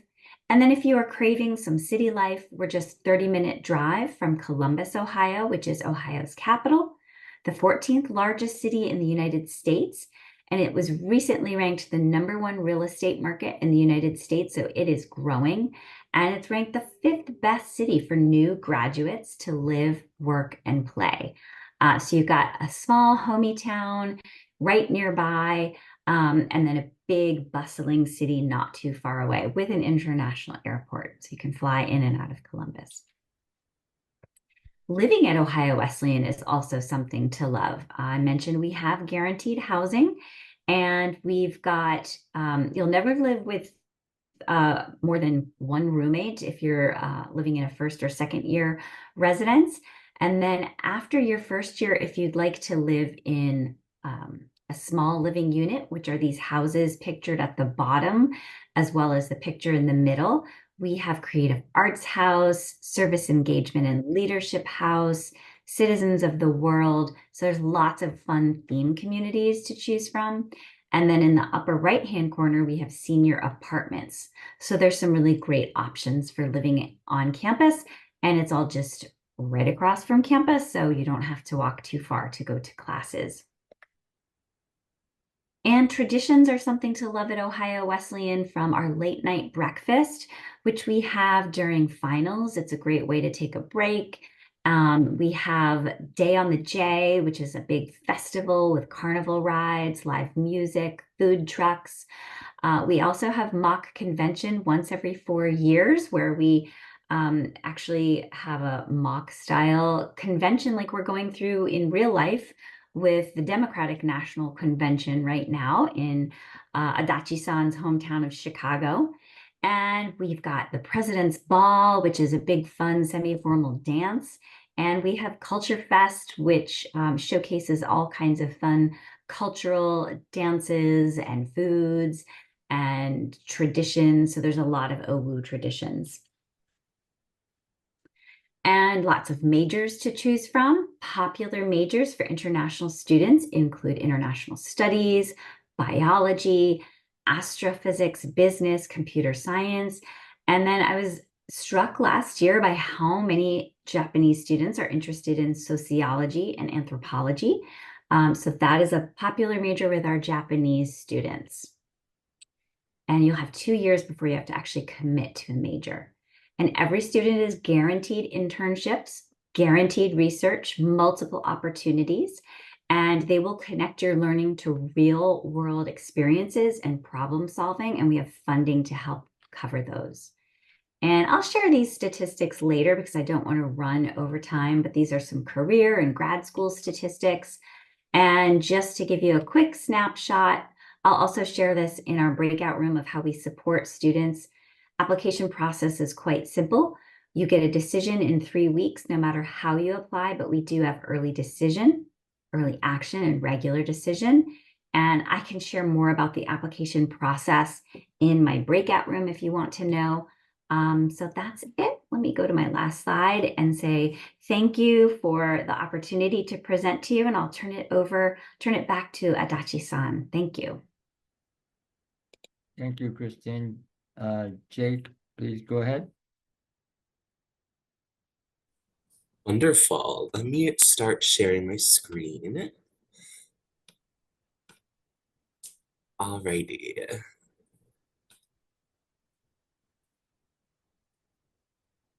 And let's see.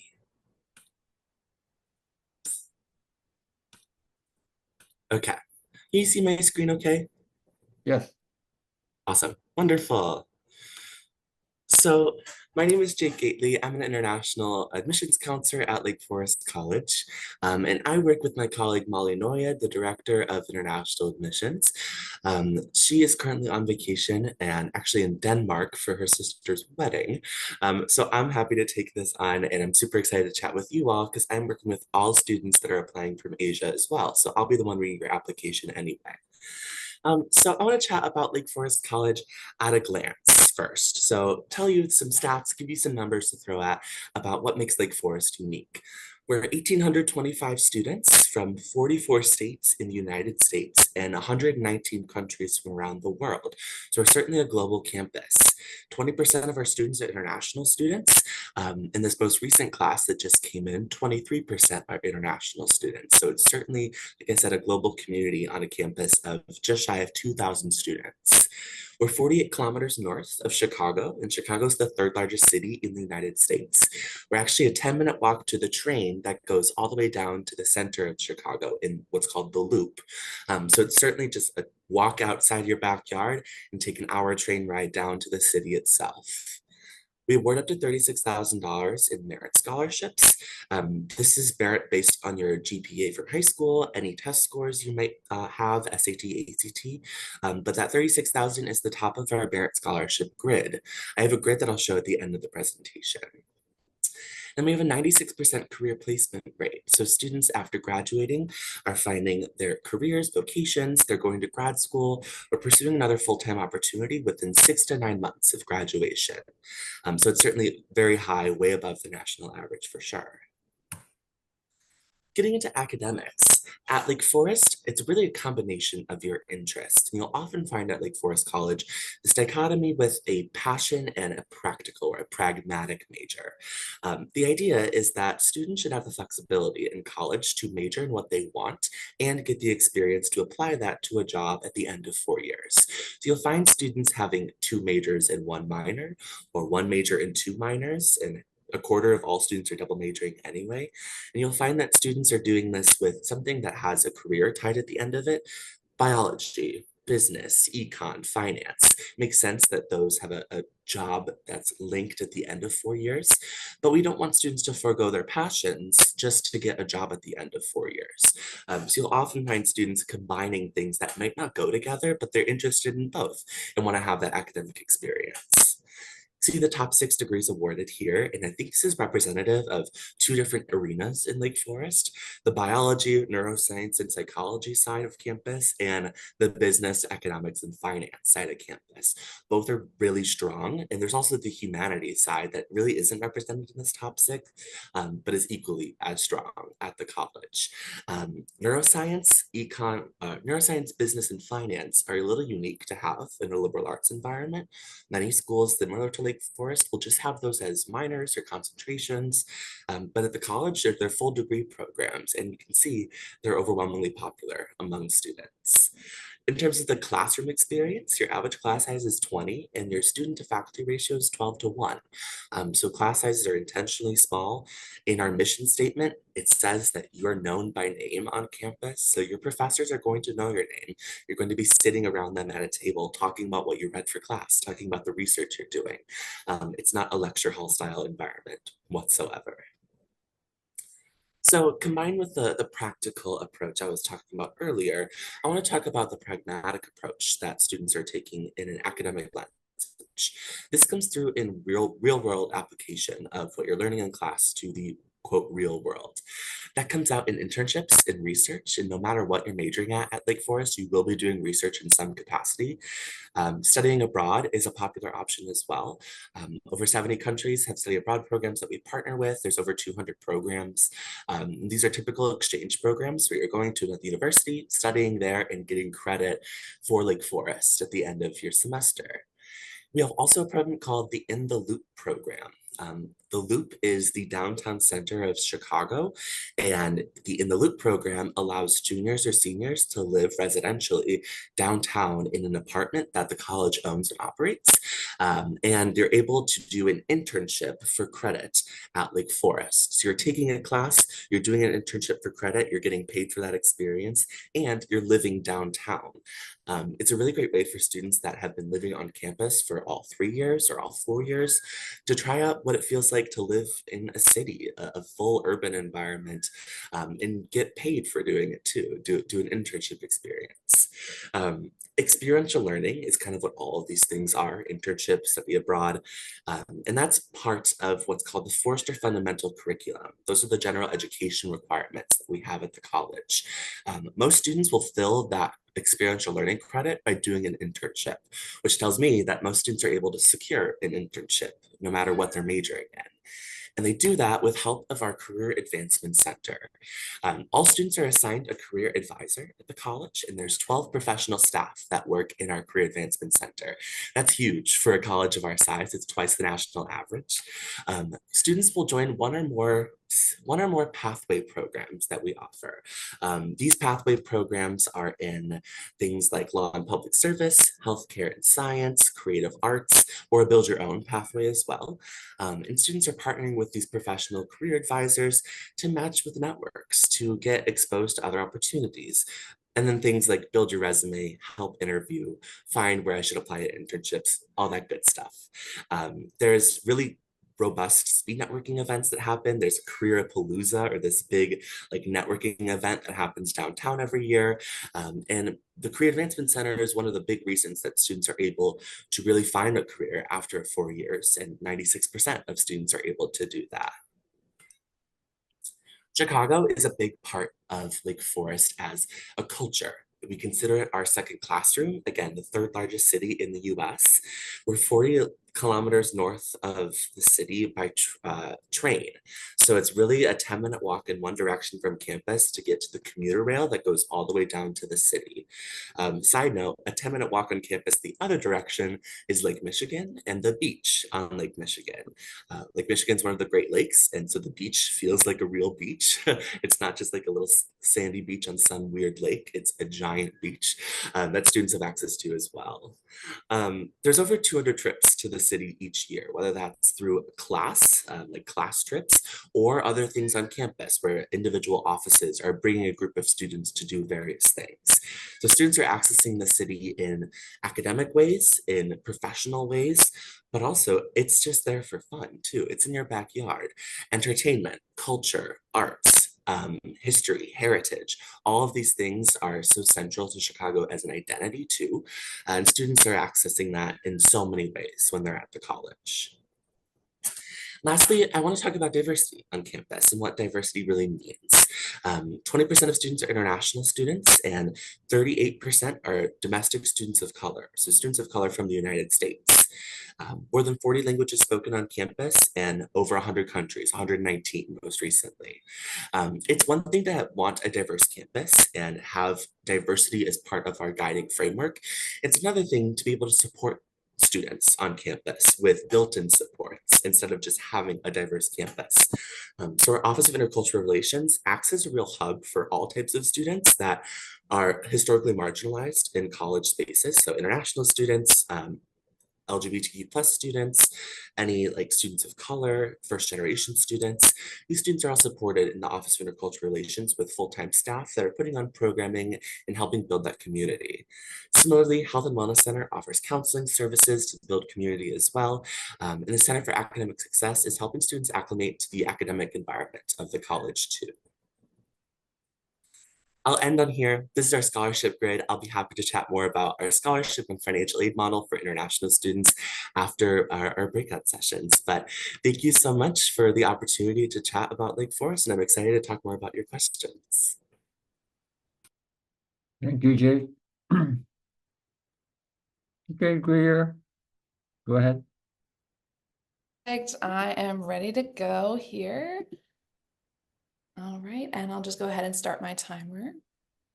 So, hi everyone. My name is Greer Henderson, and I am the International Admissions Counselor for Knox College. So without further ado, let's go ahead and get started here. So I just wanted to start by just mentioning our mission statement. Knox College is a community of individuals from diverse backgrounds who challenge each other to explore, understand, and improve ourselves, our society, and our world. And I think you'll see that this mission statement really rings true throughout the presentation. But I guess I'll leave it up to you all, but it's definitely a really diverse and accepting community. And I think that you'll see that through our numbers and our history, which I'll actually touch on next. So here are some just quick facts about our history. So Knox was actually founded in 1837 by abolitionists. So the people who helped to abolish slavery in America, those are who the abolitionists are. And they founded Knox and Galesburg, the city that we are located in. So it's actually one of the first institutions to educate women and people of color. And it's also the famous site of the Abraham Lincoln and John Douglas debate, where Lincoln first denounced slavery on moral grounds. So the first time he ever said slavery is wrong, we should not, it doesn't have a place here in America, it was at Knox College.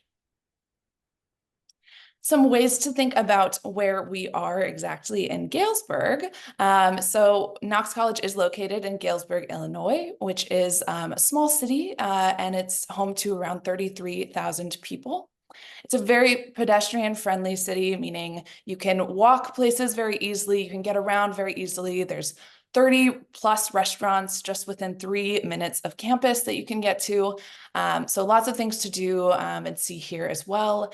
But it is a smaller, safer city, not quite as large as the Chicago area or even as large as Delaware, but it is lovely. And we do have access to Chicago as well through the Amtrak station.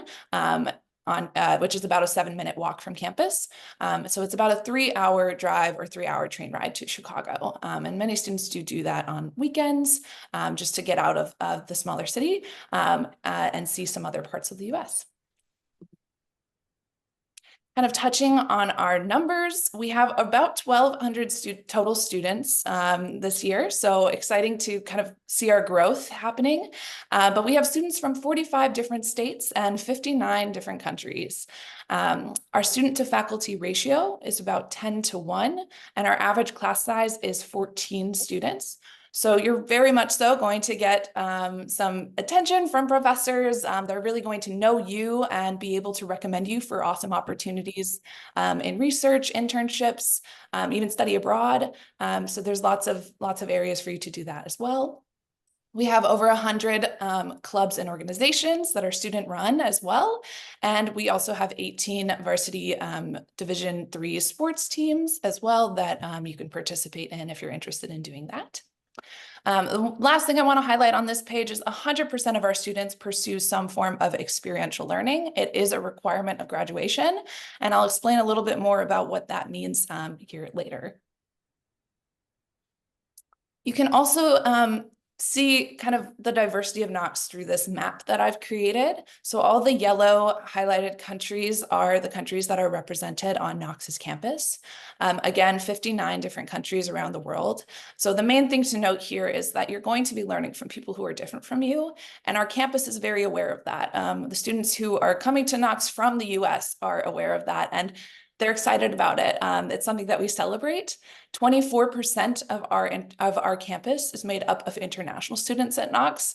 And so there must be a reason that they're coming to Galesburg, Illinois. And it's definitely, the community plays a huge role in that and the support that they receive from professors, coaches, and other students too. One kind of unique thing about Knox is that we actually follow a trimester schedule. So we have this 3-3 schedule is what we call it, which means you're taking 3 terms, and each term you take 3 classes. So there's 3 terms in the year, and each term lasts 10 weeks long. So the nice thing about this is if you have to take any of those general education classes that maybe aren't your favorite or maybe aren't totally your complete interest, you can finish it in just 10 weeks. So it's quickly, you can get through it quickly and kind of move on from there and kind of start focusing on the classes that you really want to enjoy and kind of study further for your degree. I do have this sample schedule here so you can see some of those dates for this 2024-2025 year. And then one other thing to note about this trimester schedule that our students truly enjoy is that there is this extra long winter break because of the way that our year is broken up. So actually from November 18th through January 5th this year, we will have winter break, which gives you about a month and a half every year to either go home and visit your family and see them. You could do a study abroad during that time. You could do a mini internship during that time. You could do research. You could stay on campus and work. So there's lots of opportunities there for students to kind of get involved further and further their studies over that break, or even have extra time to relax, which is cool too. But students find that this schedule makes it a lot easier for them to balance their time with extracurriculars as well as taking those classes. This is our complete list of majors and minors. We do have over 60 courses of study to choose from. One thing I'll note here is that all students are required to have at least 2 courses of study. So you have to have at least a major and a minor, or you could do a double major, or you could do a major and 2 minors. So there's lots of options there. And I think a lot of career places and places that are hiring are really looking at the value of a liberal arts education. They're really seeing the value in that, especially in this with respect to the multidisciplinary aspects.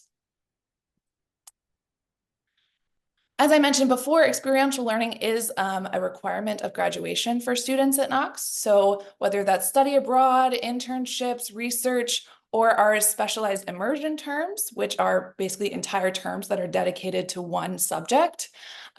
Those are all ways to fulfill that experiential learning requirement. So any way that you can get hands-on experience that will last you a lifetime, that is considered experiential learning, learning through doing. And we do offer this Knox Power of Experience grant, which I have highlighted down there at the bottom. But basically, this is $2,000 that every student receives during their junior or senior year that you put in a request to use it for some kind of experiential learning. So you can use it to pay for your flight for study abroad. You can use it to help fund your research. You can use it for pretty much anything, again, that gains you this hands-on experience and kind of forwards your career and your academics. Lastly, I'll just touch on our merit scholarships. We do have some really great merit scholarships available for students. So about $35,000 to $45,000 per year. On top of that, you will receive a Land of Lincoln Award, which is another $5,000 per year because you're not from Illinois. And then in addition to that, you can apply for any talent-based scholarships for up to $8,000 in either art, dance, music, theater, or writing. So all of these different scholarships are stackable, and it's something that we really try and help students with kind of moving forward through the application process. So if you have any questions about any of the information I've talked about or anything else about Knox, I'm really happy to go over it during our Q&A session. So thank you. Everyone, good morning from New York State.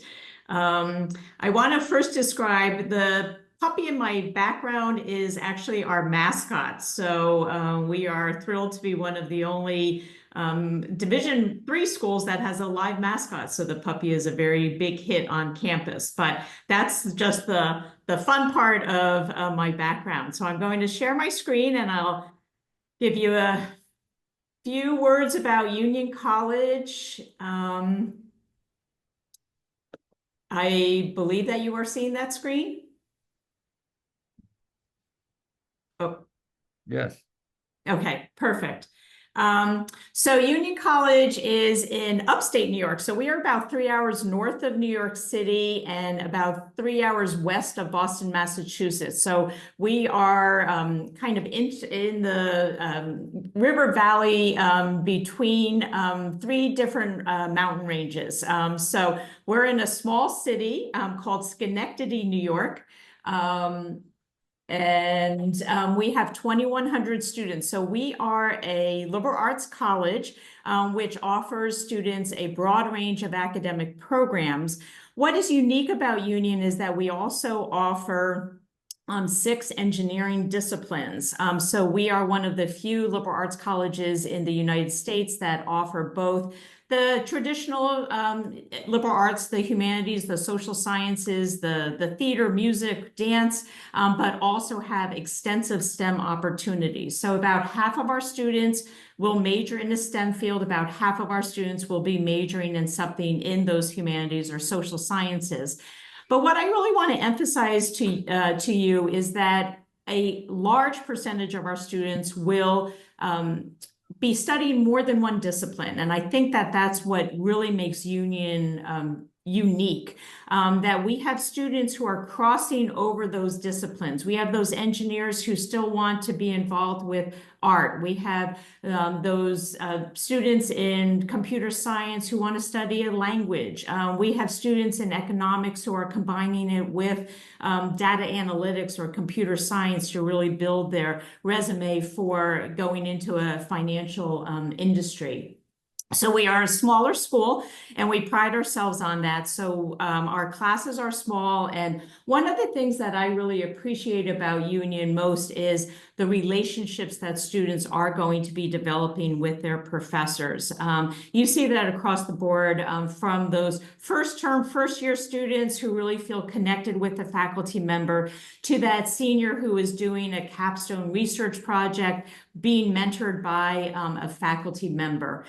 We are strictly an undergraduate college, so we do not have any graduate students on campus. And I emphasize that because I think you'll really find that all of our classes are being taught by the professors. So you are seeing professors in a number of different classroom environments. Smaller lectures, recitations, seminar-sized classes, labs, all taught by the professors. And I think that's really important as well. So let me just, these are a few photos of our campus. The lower left-hand picture is the Knott Memorial. So that is the iconic building at Union. You will see it on many of our publications and in many of our presentations. And if you ever get to campus, you have to do something called take a Knott shot. So you take a selfie with the Knott Memorial behind. But we have about 140-acre campus. It's very walkable, and students really stay very involved with what's going on campus. But we're the union of a residential community where most of our students are staying on campus all 4 years.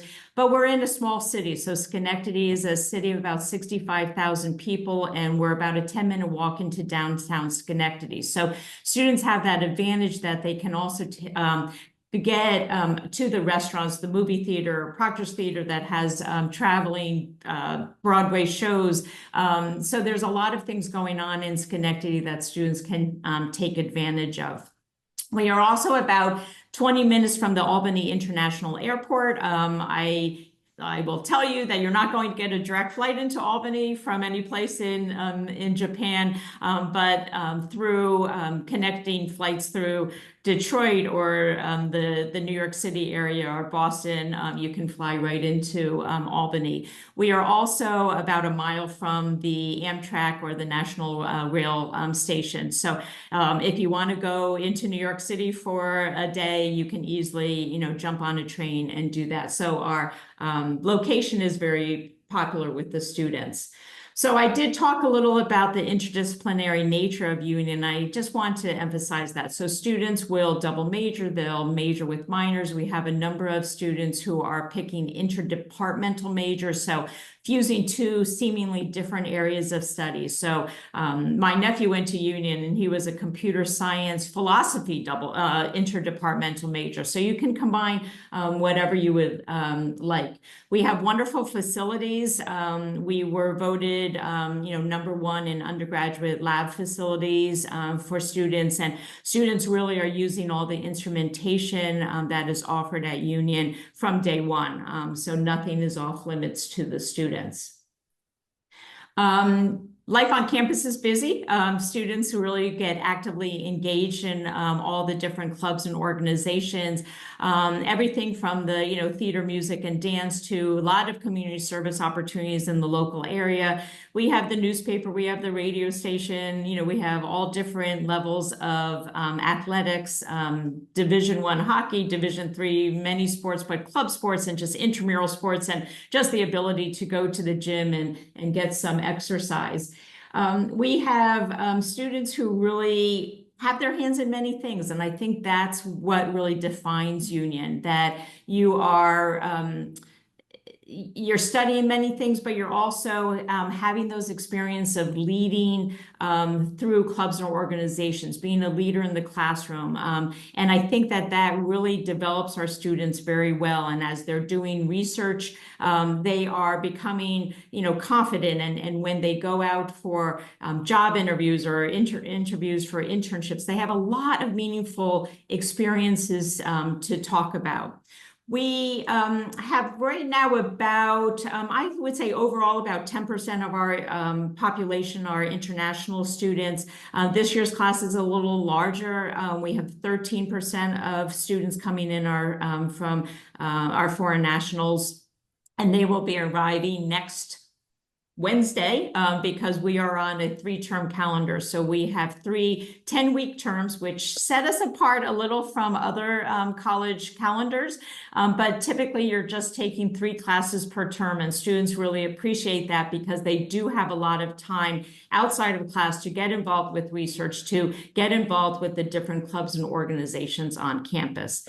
Most students, as I mentioned before, do stay in college housing all 4 years, and that really brings that sense of community very closely together. We are very proud of our placement after graduation. So typically about 95% of our students are placed in either job or going to graduate schools or doing scholarship or fellowship programs after graduation.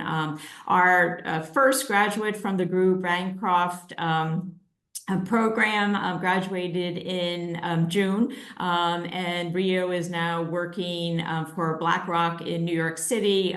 So really took advantage of both internship opportunities through the Career Center, but also obviously found a wonderful position after graduation as well. So admissions, we have 3 different application plans: early decision, early action, regular decision. I won't go into all those. You can find all of that information on our website.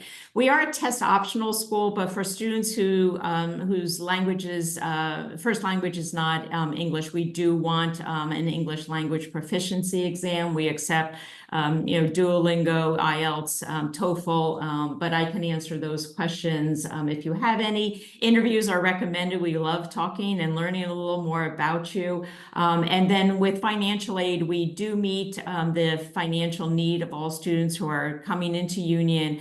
We also have some merit scholarships available for international students. So I think that probably will cover me, and I am passing to DePauw. Is that correct, June? Yes, thank you, Susan.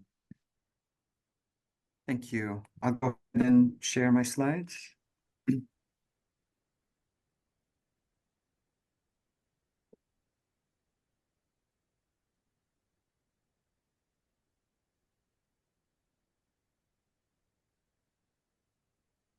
Are you guys able to see my slides? Yes. Awesome. Thank you. Konnichiwa. Hi, everyone. My name is Lutfi Jarari. I'm representing DePauw University. the first thing that I want to say about DePauw, so I first visited DePauw in 2008, and I was very, very impressed, not only with the quality of the facilities that DePauw has, but also our faculty who are super helpful. They go out of their way to help all our students. Of course, you know, what impressed me the most is the quality of the students that come to DePauw University. So I want to share the location, and DePauw is located in Indiana, so in the Midwest. It's a region of the United States that is super welcoming, very hospitable, but also it is close to other big major cities. So Indianapolis is the capital of Indiana, and it's located about 45 minutes west of DePauw University, and that's where our international airport is. So most of our students, that's where they will travel, and we have shuttles that bring students to the university. Chicago is about 3 hours away from us. St. Louis is nearby, Cincinnati. So there are many big cities that are near us. In addition, so our city is called Greencastle. It's a small city, but it's thriving. We recently received a big donation from Eli Lilly to reimagine our city and make it even more accessible to our students. It's 5 minutes away from campus, but we want to make sure it has everything that our students need in terms of entertainment, restaurants and everything else. Luffy, sorry to interrupt. We are seeing speaker notes on the screen. Do you want to change that to full screen? Yeah.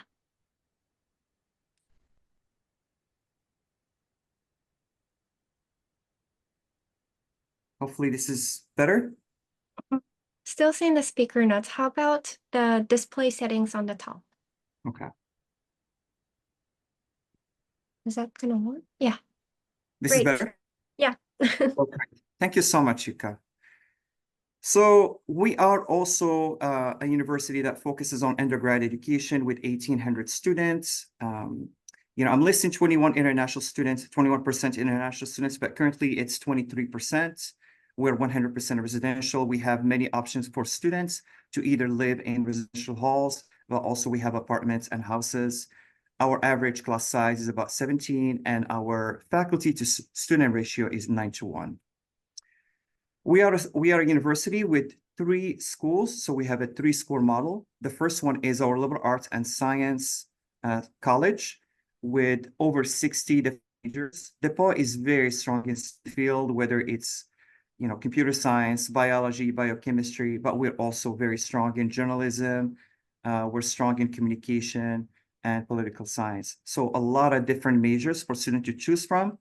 But also it's very common for students to either do a double major or do a double major and a minor. The second school, the Business and Leadership School, it's one of 4 in the United States that combine business and leadership courses. It's brand new. It just opened last year. And all the courses that are offered are STEM courses. That means that our students who major in business will have the option to have a 3-year OPT, so 3-year optional practical training, which enhances your chances of getting a professional experience in the United States. The third school is our creative school. It combines art, it combines music, but also combines theater and film.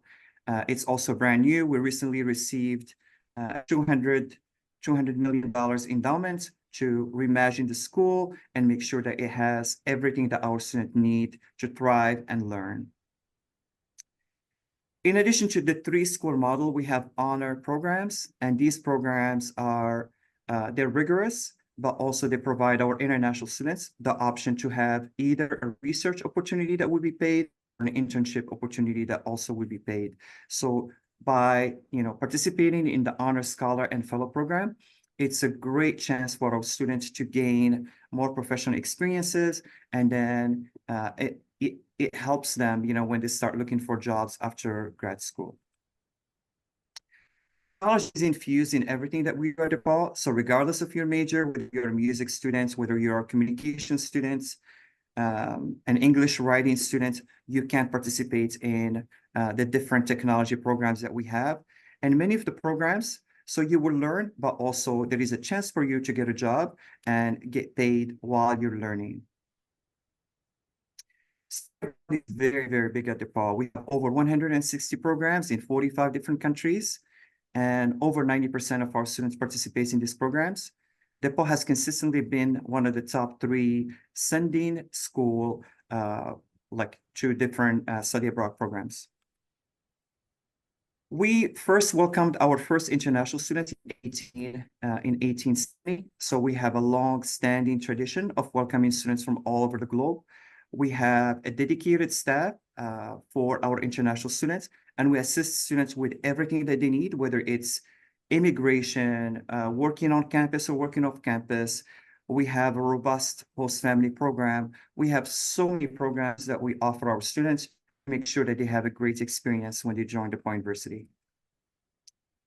I always tell students that outcomes matter. So when you're making a decision about which college to join, please look at, the percentage of students that graduates, the percentage of students that receive internship, percentage of students that go to middle school and law schools. Those are a lot. Also, knowing what our alumni do. We have alumni from all over the world. We're very, very proud of them. So not only Nobel Prize winners, former vice presidents of the United States, CEOs of Fortune 500, but also young alums who are doing amazing things in different fields, whether it's medical, whether it's business, whether it's finance, whether it's politics.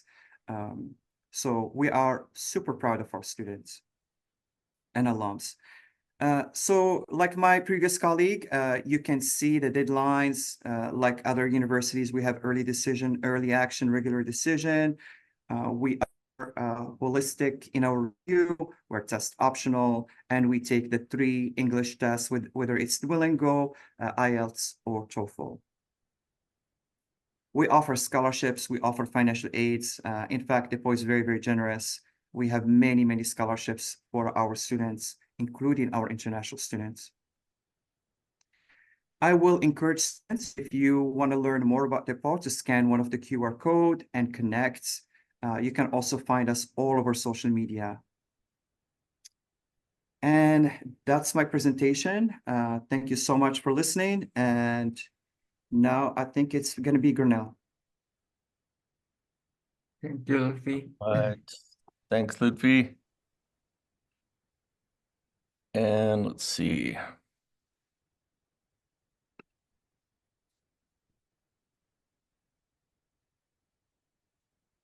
Oh, not that one, this one. Can everybody see that? Yes. Okay, great. All right. Well, thank you for having me. I'm John Edwards. I'm the Director of International Admission at Grinnell College. We are a small private liberal arts college of 1,700 students in Grinnell, Iowa, a town of 9,000 people. So we're a small school in a small town, a small community, but one that's very diverse in all ways, and particularly internationally. We're 20% non-US citizens and about 25% students coming from outside of the US. So you can meet the world in small town Iowa, which is often a surprise to people. We also have a surprising endowment, or in other words, resources that we use to provide excellent programs for our students. Of course, financially supporting them on the front end with financial aid and scholarships. We meet the full need, 100% of the demonstrated need of any student that we admit. And we also have students that are we invest in throughout the 4 years by underwriting the costs of experiential education that we feel is very important to all of our students. So we actually just welcomed a bunch of international students, about I think 105 on Sunday. So they're just finishing their international pre-orientation, and will join the new student orientation. We have wonderful services. I can speak to that. I've been doing this 27 years, and my wife runs the Office of International Student Affairs, and for 30 years has worked on small campuses to ensure that students are happy and successful once they get here. So my job is to bring them in. Her job is to help them along the way with her team. We have course, as a top tier institution, wonderful academic programs, a good variety, and a lot of our students that are looking at Grinnell from abroad are interested in STEM areas, of course, but computer science, economics are very strong at Grinnell. But we do have wonderful natural sciences, social sciences, particularly international relations and political science are popular. And in Japan, I've seen more and more students interested in psychology.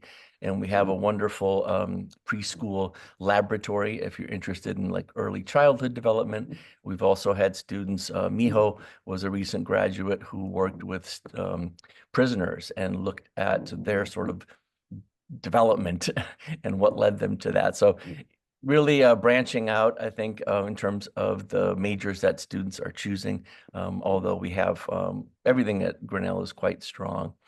We do have a unique approach to our curriculum. It's an open curriculum, or what we call an individually advised curriculum. That means we're giving you a lot of freedom to chart your course at Grinnell, meaning there are no general education requirements or what they might call core curriculum at most other liberal arts colleges, where that might take about a third of your coursework over 4 years to satisfy those requirements. Because we have an open curriculum, it also means that in our small classes, which could be 6 people to about 17 people, they're discussion oriented. Everyone in that class wants to be there. They chose to be there. It makes for a really enriching discussion and experience in the classroom. And day in and day out, over 4 years, our students learn those skills that they can apply in any field. You know, how do you listen well? How do you work with source material? How do you get to the truth, right? How do you unlearn things that you might have assumed were true? How do you assert your opinion respectfully and work well with others? You need those skills in any field. And I think the way that we do the curriculum at Grinnell and the way that students engage and have to engage is really important to that development.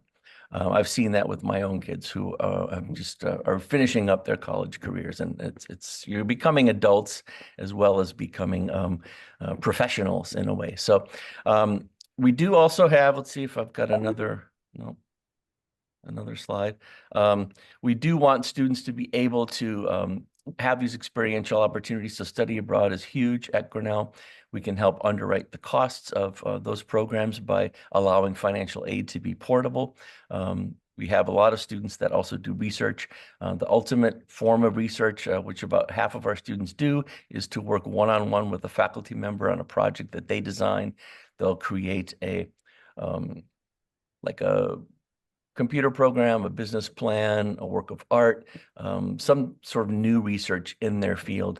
That helps position them very competitively for job market as well as, of course, graduate school, where they've sort of done a master's level type thesis already and can comfortably and successfully compete for programs at top schools. We rank 7th in the nation for the per capita production of PhDs, for example, from undergraduate origins.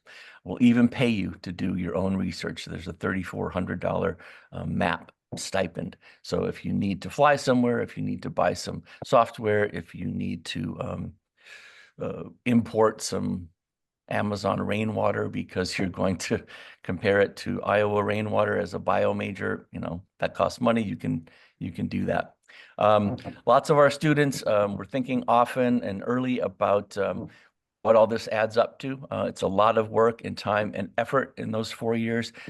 What does it mean to you? Why are you doing it? This is an important question and one that will keep you motivated, hopefully. So we often have students try things out. We have career communities they can belong to where professionals from careers in government or economics or medicine that they're interested in pursuing come and talk about their experiences, meet with these students, sort of demystify some of the road to those professions. They'll also take industry treks where they'll go on the college's dime. So the college pays for a week-long trip during our 2-week spring break to cities around the country to work with alumni who are engaged in fields that they're interested in. So the film and media studies group went to Hollywood to look at all the different careers in show business that are possible. So being an agent, being an entertainment lawyer, being a performer, working in lots of different areas of that industry, for example. And I think that might be it. Oh, we also have a lot of fun. We have to make our own fun in small town Iowa, but fortunately, again, the endowment provides excellent budgets for our different student organizations. They give almost $500,000 to the Student Government Association to distribute among more than 100 different clubs. So people can pay for things, they can take trips, they can put on events, they can bring in speakers, and pursue whatever their particular interests are. This bottom photo is from our annual cultural evening. One year, the Japanese students, all of whom participated in a show that they did to a song called Koi, which was popular at the time. Ibuki, one of our leaders in Japan, or from Japan here, organized these. We had Japanese musicians, dancers, and singers who rehearsed up here in my attic, actually, and put on a wonderful performance, which I think is online on YouTube somewhere. If you type in Koi, and might have been 2017, 2018 now. Anyway, that's about all I have to say. I think we're going to break out into some rooms. I'm happy to talk with you further about our application process, more about the financial aid, but mostly about why you might want to come to small town Iowa and have a sort of worldly experience while you're here.